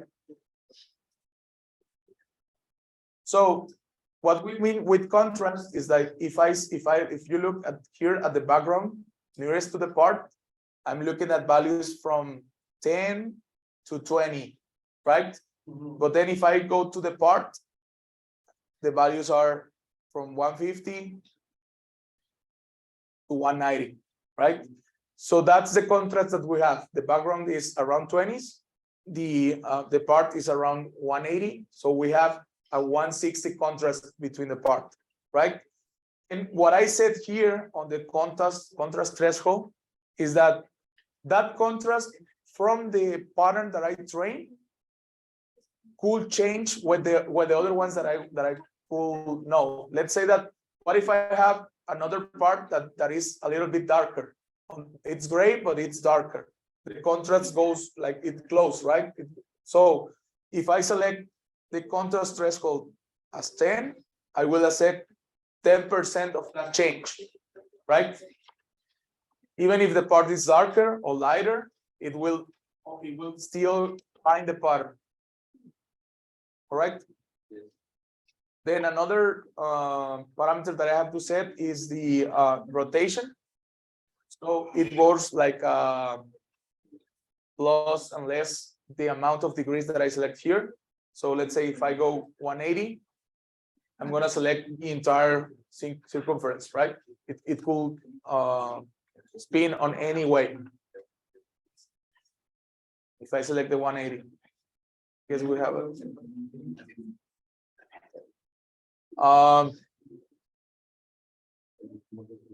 So, and the scale tolerance is what happens if the part grows or it gets smaller. Yeah, and or even if the part goes like closer to the camera or far to the camera, it will change the size of the part, right? So if you select different scale tolerance, it's gonna be on percentage. Like this is the one that I train, but if grows on 10%, I even can find it, right? So we can set like a 10. And then when we do all these settings, what I do is prove the pattern that I train. How?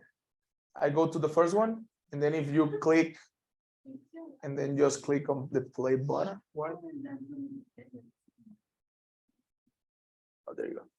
You have to go to setup image. If you are on the locate part, you cannot run the right. You cannot test. You are programming, let's say. So you go to the setup image, and then you can play it. And if you see that these arrows are following the part, you are locating the part, right?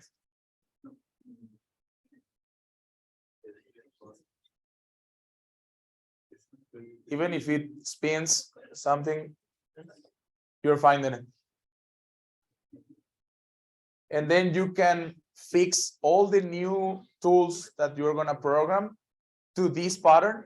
So even if the part turns, all the other regions are going to follow that turn, right? So you're going to follow the parts. All right. So we have a good locating pattern. And then the next step is now inspecting the part, right? For example, if you see here, this wing of the part, it could move, or even the holes. We can inspect if we have the holes or not. How can we do that? We have presence absence instructions, and let's say that I can use a circle if I want. And the only thing that I can do, that I have to do, is double click circle and just set the search. This is the search region that I want. There is. I'm sorry. it works like a minimum and a maximum, right?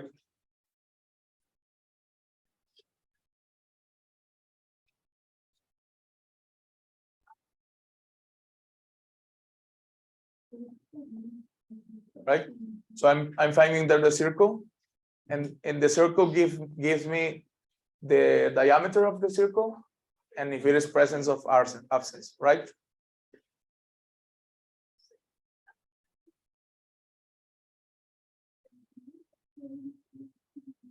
Right. So how can I select that these new tools that I'm adding to be fixtured to the pattern? If you see here on the tool fixture option, or the second one, I believe in Spanish it goes by margen. You can select which tool are you fixturing to. And if you see here, it's right now we just have one tool, right? The pattern that we made.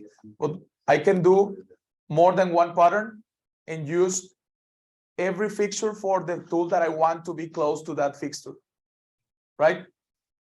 So let's say that I can do a pattern for this left wing, and then I do another pattern for the right one. And the inspections that are on this side, I can fixture them to this. And the tools that are on this side, I can fixture to this wing. Why is that? Because how do these follow? Like the pattern has an X, a Y, and an angle data, right?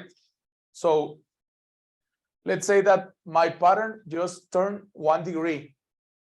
What is going to happen to the tools that are close to the pattern with that 1 degree? It's going to move just a few pixels, right? But what is going to happen with the tools that are farther to this fixture? 1 degree, if it is like 10 pixels, it's going to move just 1 pixel. But if it is 100 pixels, it could move maybe 5 or 6 pixels, right? Because of that angle. So the closer the tool are to the fixture that you're using, it's going to be more robust and more following the part, right? That's why. And what I'm saying is that we are not limited to just have one locating part. We can have more tools for locating the part, and then we can use them depending on what we want, right? All right. If you see there, we have the circle now, and if we try it, I'm finding it. So what do I have to do? Get a better settings for that part, right? For that tool. And what are the settings for, let's say that the contrast, edge contrast? Yeah, we were talking about what is contrast. So if I have just by 5, if you're seeing here, I'm finding a circle. And why is that? Because there is a contrast between this blob or this mancha and these one that are like clearer, right? These ones are lighter. So what I can do is like, okay, we can get the contrast higher. And I can work with this histogram that is on the right. If you see, there is the 0 one, and there is the limit on the plus and on the negative. And this line that is following is the possible circles that I can find, right? The one that are on the top, how this region works, it goes from the center to outside. It's gonna start looking on the center of the region and then going to outside. So with this, we can know if the circle that we're finding goes from dark to light or light to dark, right? If you see it here, I'm starting to look here and I'm looking to outside. I know that the change that I'm gonna find it's gonna be between dark to light, right? And that's why here on the edge translation, I can select dark to light. So if there is not that change and it's on the other way, I'm not gonna find it, right? Let's say that this is full, but then there is an annulus here that is dark. I'm not gonna find the inner one, I'm gonna find the outer one because I'm gonna change between dark to light, right? If you choose both, it could select both of them.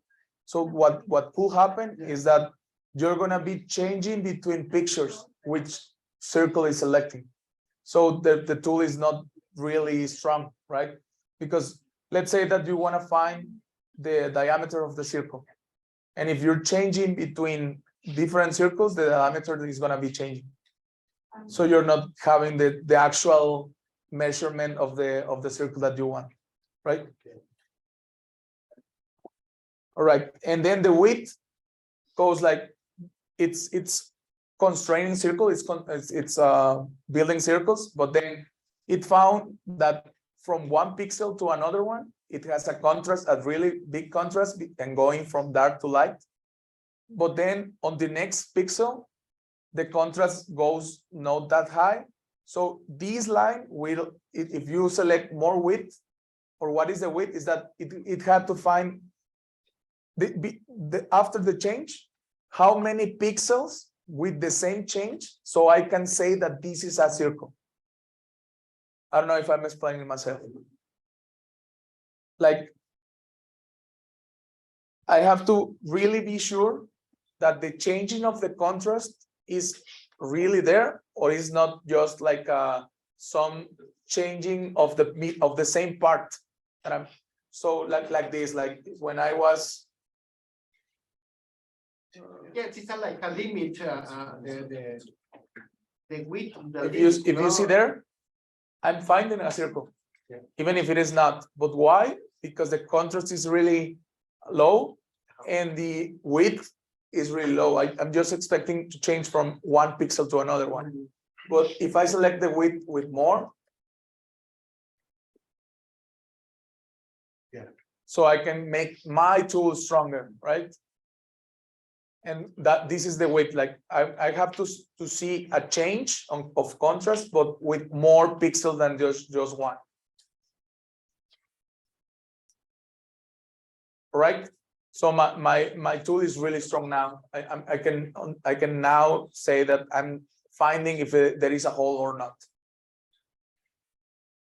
And then how can I prove that? You can go to setup image, then play it. You see? Even that what I'm looking at, that even if the part moves or rotates, it's been followed because I'm following the pattern that I trained before, right? All right. Yeah. So just with that, I'm inspecting if there is a hole there or not. Question? What happens if you have many little holes near them? Yeah, if that is the case, I will not use circle. Okay. I prefer to use blob.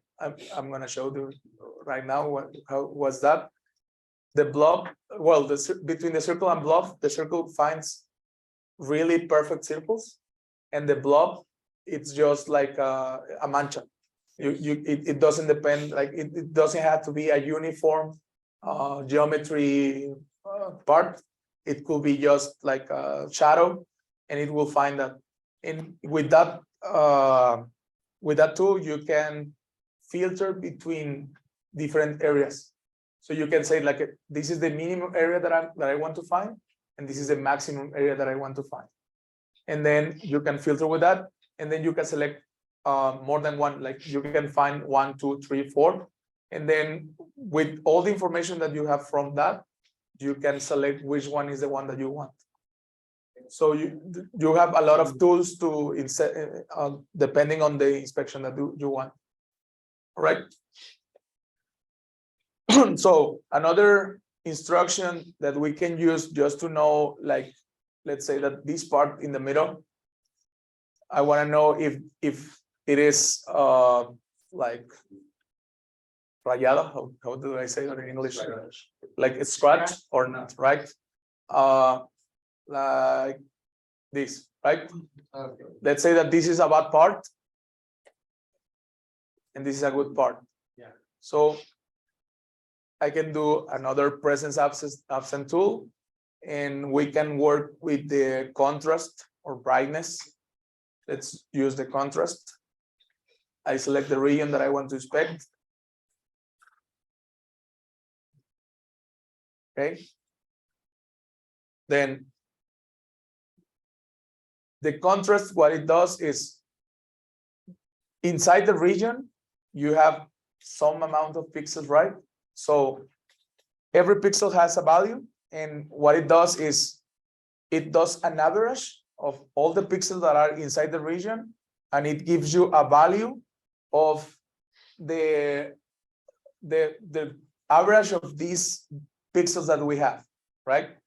So let's say right now, where do you see the result? Here on the middle between the limits. This is the actual result. So right now I'm getting 19 when the part is not scratched, right? 19, 18, 20, and when it is scratched, I'm getting a 96, right? So I can do just by the limits and knowing if it is a good part or a bad part. And this is what we were talking about at the beginning, that these are rule-based tools.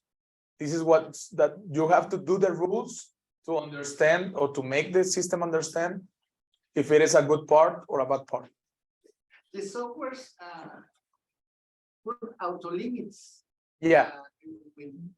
Make a sense, right? Yeah. It's like a 10% more or less. Yeah, 10%. Let's say that, and even you have this button, if you see the auto limits. So you can set the auto limits, and it goes by 10%. Yeah. 10% more. Yeah. So that easy, and we get a tool that we know that if it is a scratch or not, right? And then even we can try it. Yeah.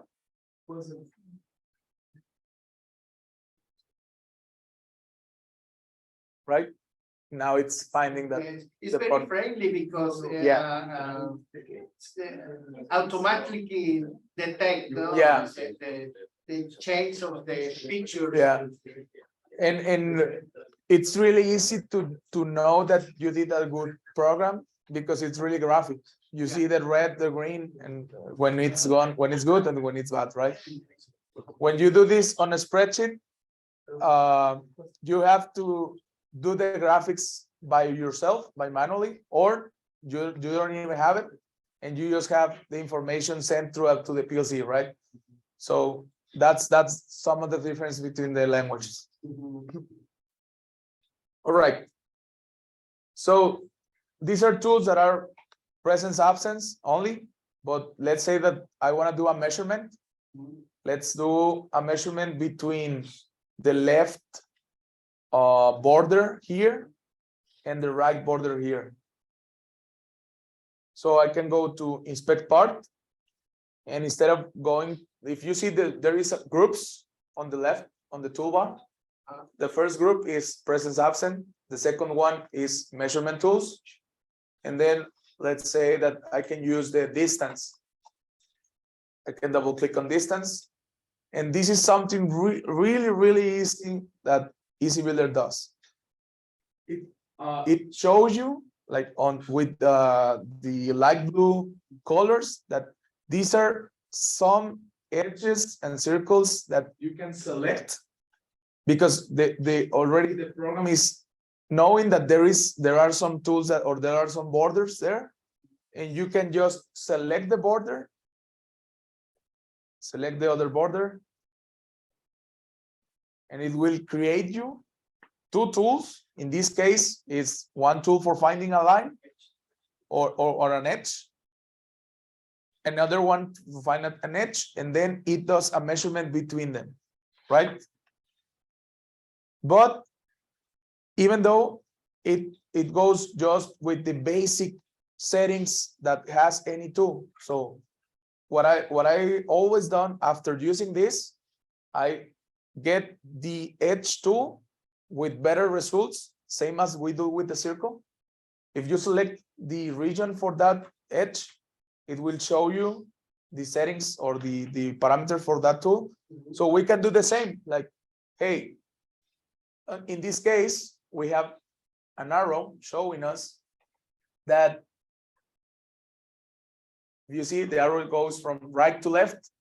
So that's the way my region is inspecting. So I can know that I will go from right to left. So I'm gonna find my edge from dark to light, right? And so instead of selecting here on settings, the same as the circle, as we did the circle, instead of selecting both, we can select dark to light. So I'm gonna know that the edge that I'm gonna find is really the border, right? What happens if I select, like, there is no one, but what, let's say that I did a lot of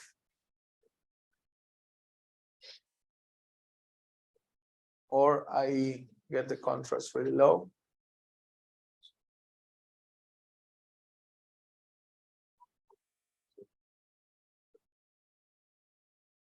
You see, but if I select both, I can really know that I'm on that side, on the border, right? So the first thing that I do, like normally, it's getting the edge width higher. And if you see on the right, on the histogram, if you get the edge width higher, the peak on the graphic goes higher, right? So you're gonna know that there is a border if there is a peak outside your contrast.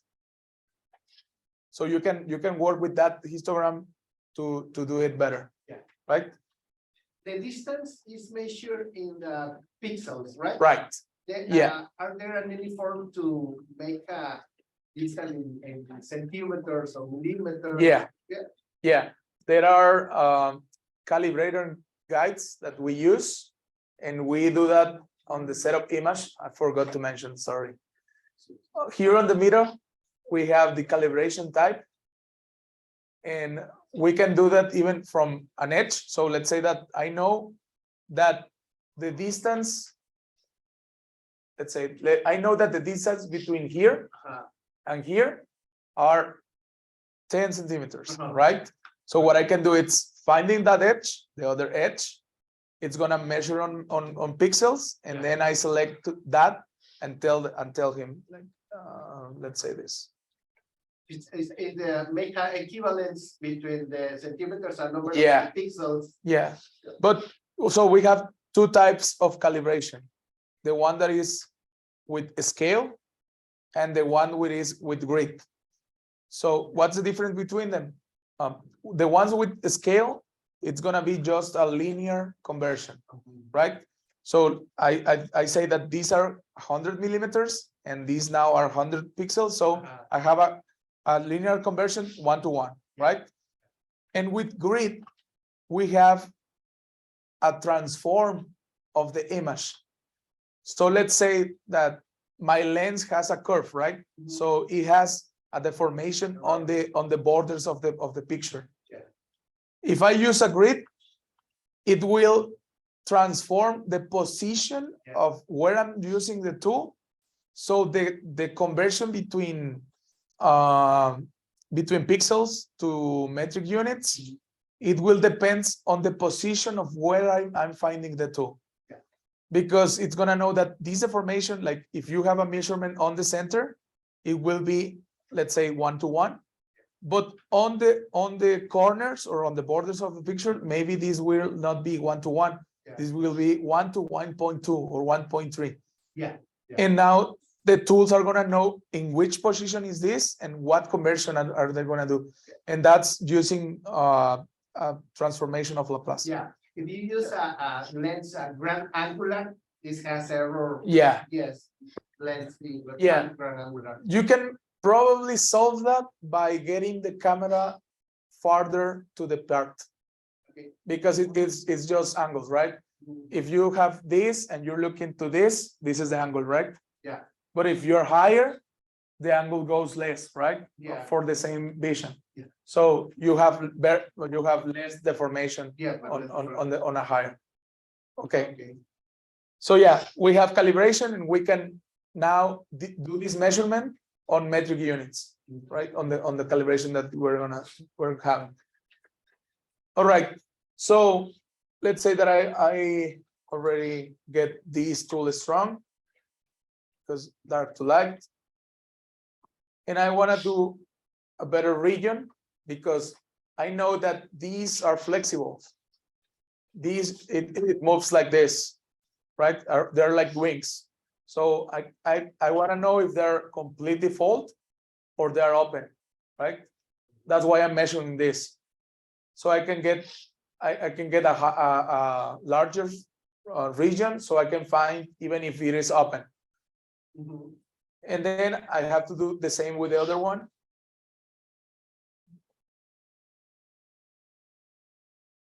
Get the edge width higher. And now if you see that the arrow goes from left to right. So it's going to be the same from dark to light, right? I can select dark to light.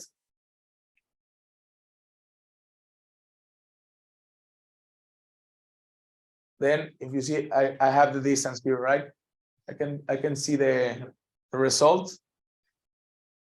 Or if I go to range limits, I see the result here, right? And on the settings of the distance, if you see, if I select midpoint to midpoint, what happened if I move the region and I'm not at the same height between the two regions? The distance is not really measuring the length of the part, right? But what I can do is, instead of selecting midpoint to midpoint, I can select midpoint to line, and it takes like the smallest amount of distance between the one point of the line and the other line, right? If you see, even if I move, it keeps with the same, because it's looking at the less distance between a line and a point, right? Instead of having 2 points that it will move if the midpoint of the region it's higher, right? So I prefer to have midpoint line.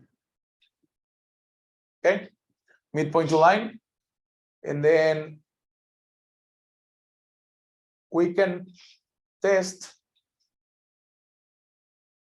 You see, there are open, like the wings are open, so I can understand. I can tell the system that I need an assembly that the wings should be open or should be closed, right? I guess this is better if they are open, and then after you click or you grab something, then you close, right? So it had to be open. So this is the good one. So what I can do is really just change the limits or do an outer limit for this. So now when I try this, I'm really gonna look when they're closed. If they're closed, they're bad, right? Here you go. There is one closed. So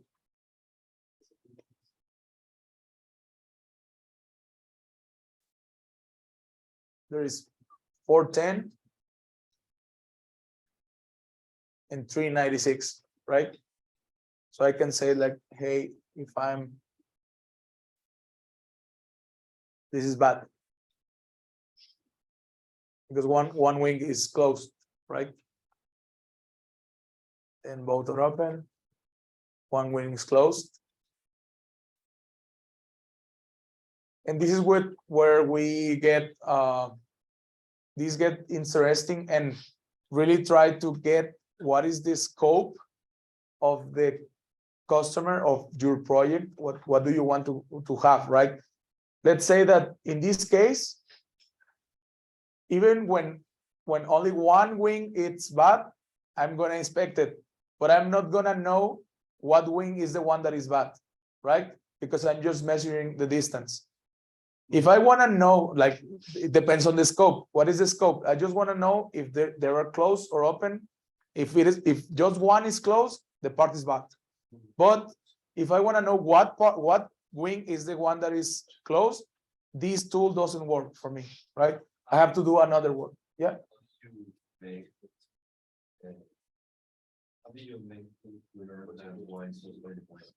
Oh, just changing the limits. What I did is just click when it is open and then do an auto limit, and it's gonna change the limits. But then what I did is just went to the picture that is closed. This one is closed, right? What is the amount that I have? 396. So I can set a low limit between the good and the bad. I got the good one on 410, and I got the bad one on 396. So if I do a 400, I'm gonna be right above that, right? Yeah. Oh, we go to set up image, and we have to do a calibration, right? In this case, I didn't finish the calibration, but we have several options. We have the scales one. And let's say that we do an edge to edge scale. So we can select the edges. We can use the same edges. And then we can say, okay, this is the distance, and I know that this distance is 100 millimeters. So you select here 100, and then just calibrate, and now you have a calibration. And if you see now the distance, the distance tool is in millimeters, right?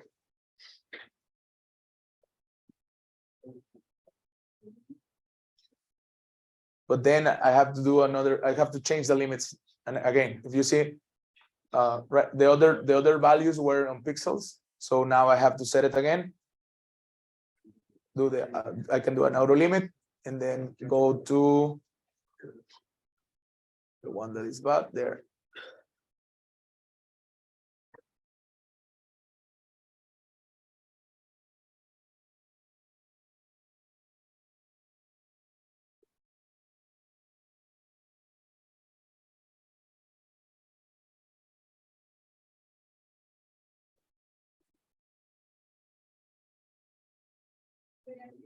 Right?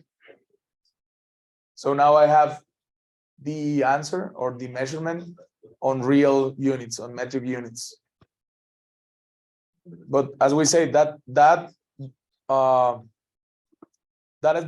is not the best way of calibrate a camera, because that's just linear. And if you have, let's say that it's like a three simple rule, like you have 100%, how many pixels, and you just multiply, and that's all you have, right? But you're not setting all the deformation of the image, and you're not having that, you're not changing that. If you do a grid option, which is this one,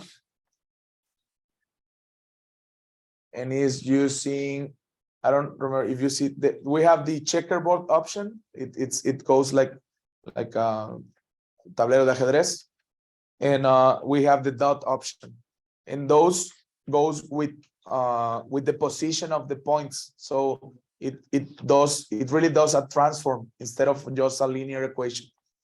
So it's better for calibration, it's better for measurements. All right.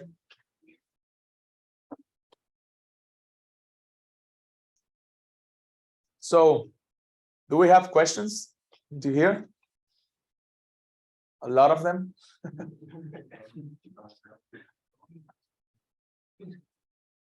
So we have, let's say that we have 4 basic tools that this with these four basic tools, it's where vision starts. The first one, it's the pattern. We already see the pattern, how it works.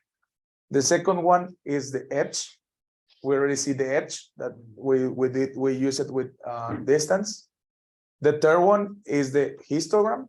And from histogram, it went to a lot of tools, like the one that we use for contrast, brightness, pixel count, all of those tools came from histogram, right? So we already see a lot of some examples of using histogram. And the last one is the blobs. The blob, we found what it means. We found a mancha, and we didn't care about the specific geometric form of what we found. We just found an area, and we just can filter with that area. Let's say that I want to know that we have two holes on the tool, right? I don't care which hole is the one that is not showing or not being there. So what I can do is using that, let's say that a counting tool, and we can use blobs. And let's say that I use this region here. The first one, right? Blobs. Yeah, the blob one. Yeah.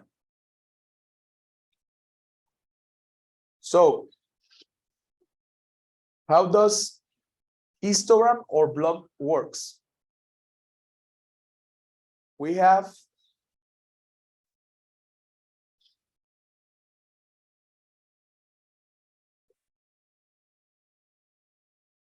say that when we have monochromatic cameras, every pixel it's converted to a number, and a digital number, and this number goes from 0, which is black, and to 55, which is white, right? And all these grayscale, it's here. So the first thing that we have to select if we're using blobs or histograms is that we have a threshold.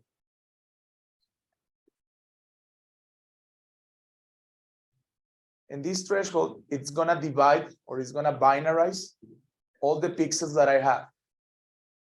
Let's say for default, this threshold goes at the half, so we have 128. And what this does is that, let's say I have a region, like here, I have a region, and I have some amount of pixels with values between 0 and 255. So depends on where I'm gonna put the threshold. It's gonna go through every pixel of the region, and if the pixel is higher than the threshold, it will be white. And if the pixel is lower than the threshold, it's gonna be black, right? And so that's how a binarization works, right? When you use a binarized filter, or when you're binarizing an image, you're changing some values to black and some values to white, right? So this is how the blob work. You do a threshold, and what I do is I step on what I want to find. Let's say that. And we have values between 30 to 0, right? And then on the part, we have values of 150, 170, 120, and all the lowest one. All right. So what I can do is I can set this threshold between what I want to find and what is the background. And that's gonna help me get a bigger contrast between what I want to find and what is the part. All right. So how can I set that threshold? If you see here on the settings, the first thing is I'm gonna do an auto threshold or a manual threshold. I've never used auto threshold because it will change from the region automatically, and it will not select where it's the separation between what I want and what is the part. So I do manual. And we say that we have between 0 and 30 from the hole and from 120 to 160, right? From the part. So maybe I can do like 60. And I'm gonna separate that the hole is gonna be from one color, which is black, and the part is gonna be white, right? So the next thing that I wanna do is, what do I want to find? What the blob should be black, right? Because it's the hole. So I can set black. And then this boundary is like, what happened if I found a hole that it's on the border of my region? If you select the boundary, it will find those blobs. And if you uncheck the boundary, it says that even that if you see a small part that could be black, I will discrete that, right? Because I don't want to be any that will could be a confusion from something that it's not from the hole, but that something that is in, on the top of the part, right? Like a scrap or something like that. So, and then I can filter by area too. Right? Then in this case, I'm counting, I'm not getting any measurement from the blob. So the limits that I have, it's how many blobs I want to find. Right? In this case, I want to find 2. Because I can use the limit as 2. And then we can try this. So there, you see, it only count 1. So I'm knowing that I don't have both holes, right?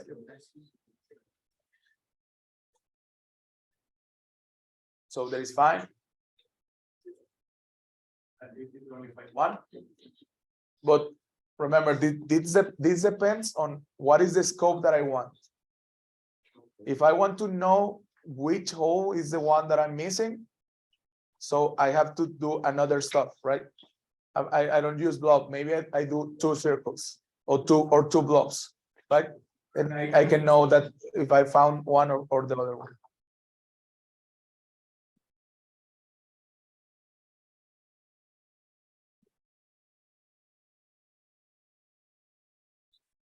Right? So, questions?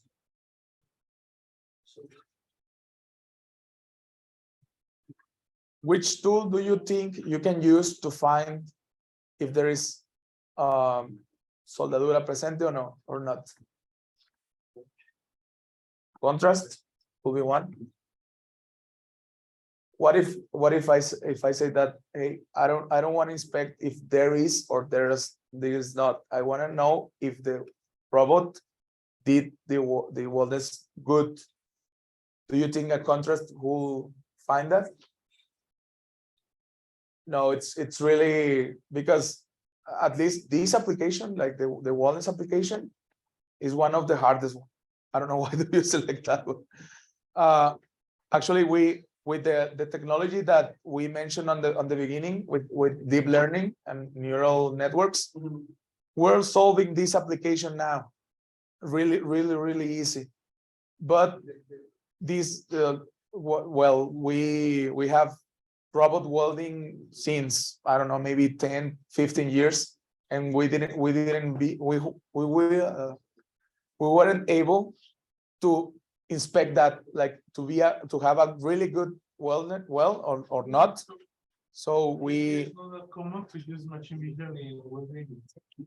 right now we have, yeah, but this technology start like 2.5 years ago, right?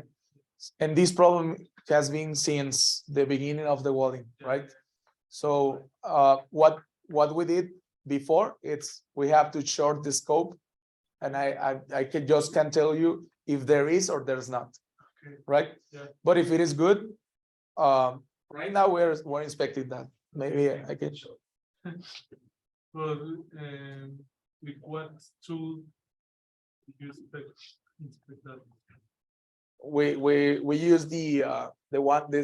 the system vision with BD with deep learning from us. Okay. It's other software that Yeah, yeah. use, yeah. Yeah, it's another software. It's really different. For your PC, you need GPU to train. The camera has like another block here that is the processor, and Yeah. there is not just the CPU. It has an indexer processor, kind of like a GPU but simpler. And we train with the computer and then develop all the job, the neuron, la neurona, and we do the job for a runtime. So let's say that we have two loops, the loop that is developing and that is runtime, right? So the one that is evaluating the new picture. So the developing goes with the computer system, then you get all these algorithm and change it just to runtime, and the runtime is the one that the camera has. But I can show you, like, So we I need have a it. dedicated computer Yeah, with GPU, NVIDIA. yeah. Actually we only work with NVIDIA. It's more for compatibility than from resources. Like, I know that there is a lot of other GPUs. 3060, the GPU, the model. Well, It's a higher, no? yeah, we go from, I guess, from 1080, like Yeah. from 2.5 years ago, but right now mine has 5,000 RTX 5,000. Yeah. Because what we want to do is like to get a train faster. Yeah, instead of What the difference between what GPU we use is the time that the software takes to train the neuron, right? So let me find that. Yes. There you go. No.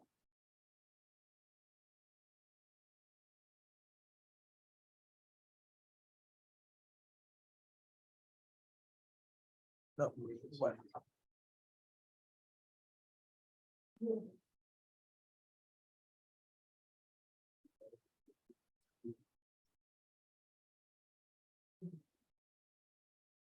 All right. So this is just an example. You see here this is a fuse plate. So after this you get the fuse there, like the barrel one. This is for a contactor. And this has been inspected since 10 years ago, but we inspect only if there is presence or absence of the weld. So right now we can even find, if you see it between presence and absence, it's really clear, right? But what happened with a bad one? If you use a contrast or a bright tool, it's gonna be really intermittent, right? You're not gonna have a robust. But with this training, I'm finding it. Yeah. And it works only with this, like this. I take pictures.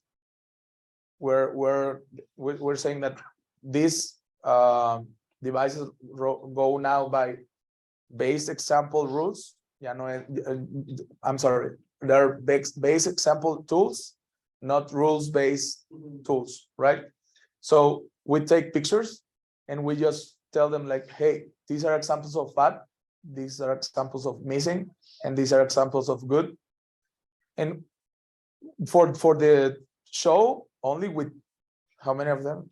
11 pictures, we can have a really robust application. Yeah, but this is edge learning. Yeah, or this is edge learning. Edge learning. Yeah. So it's a small picture, no? yeah, between let's say that on this in artificial intelligence world and deep learning, machine learning, we have two levels. The first one is edge learning, which is this one that I'm showing, and it can only select from 300 images as the maximum, and then you just use that. But it's really simple. This technology doesn't need a GPU, not even a license. So you can, this is like the simple one from deep learning, right? It's a still deep learning, but it's a simple one. And then we have the other one, which goes by the name by BD. And this is the one that needs GPU, that you can, there is no limit on the image that you can apply. And it goes like on another way as the vision really works like on traditional. Why? Because it works more like a brain. What happens if you have been trained 2 or 3 times on same class? You're gonna get better in that class, right? If you, so let's say that if I just show 100 pictures, I'm gonna have this amount of time for the tool to solve. But if I have, instead of 100, having like 1,000 or 10,000, it's gonna be faster for the tool because it has more examples of what is wrong and what is good. So, and if you work with a traditional vision system, if you add more tools, the cycle time goes higher, right? Even with a PLC or anything that has cycle time or scanning, right? So with this new intelligence, if you have more examples, the tool goes faster because it works like a brain. It's gonna learn more from what it's the difference between good and bad, and it's gonna get faster. It's like if the operator has been trying to find that mistake for 10 years, so he already knows what the mistakes are, and he gets it faster, right? It's the same with the camera. It's gonna get faster if you show him more images, right? The training probably take more time. Instead of having 1-2 minutes, it will take maybe 10 with more images. But once it's trained, the run time, it's faster. All right.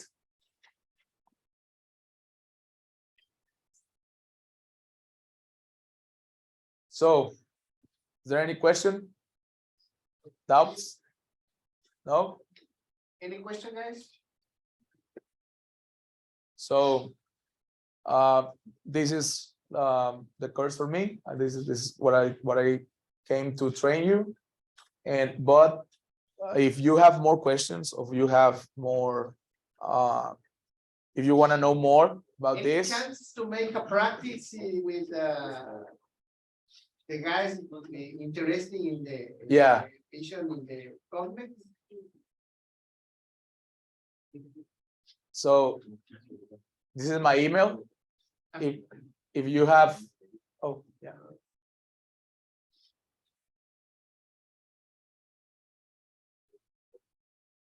If you have more questions, or you need more information, or where can I download some, I don't know, brochures or manuals for the cameras that you want, I can send you, right? Yeah. Okay, guys. No, it's So, let me- questions? Any questions?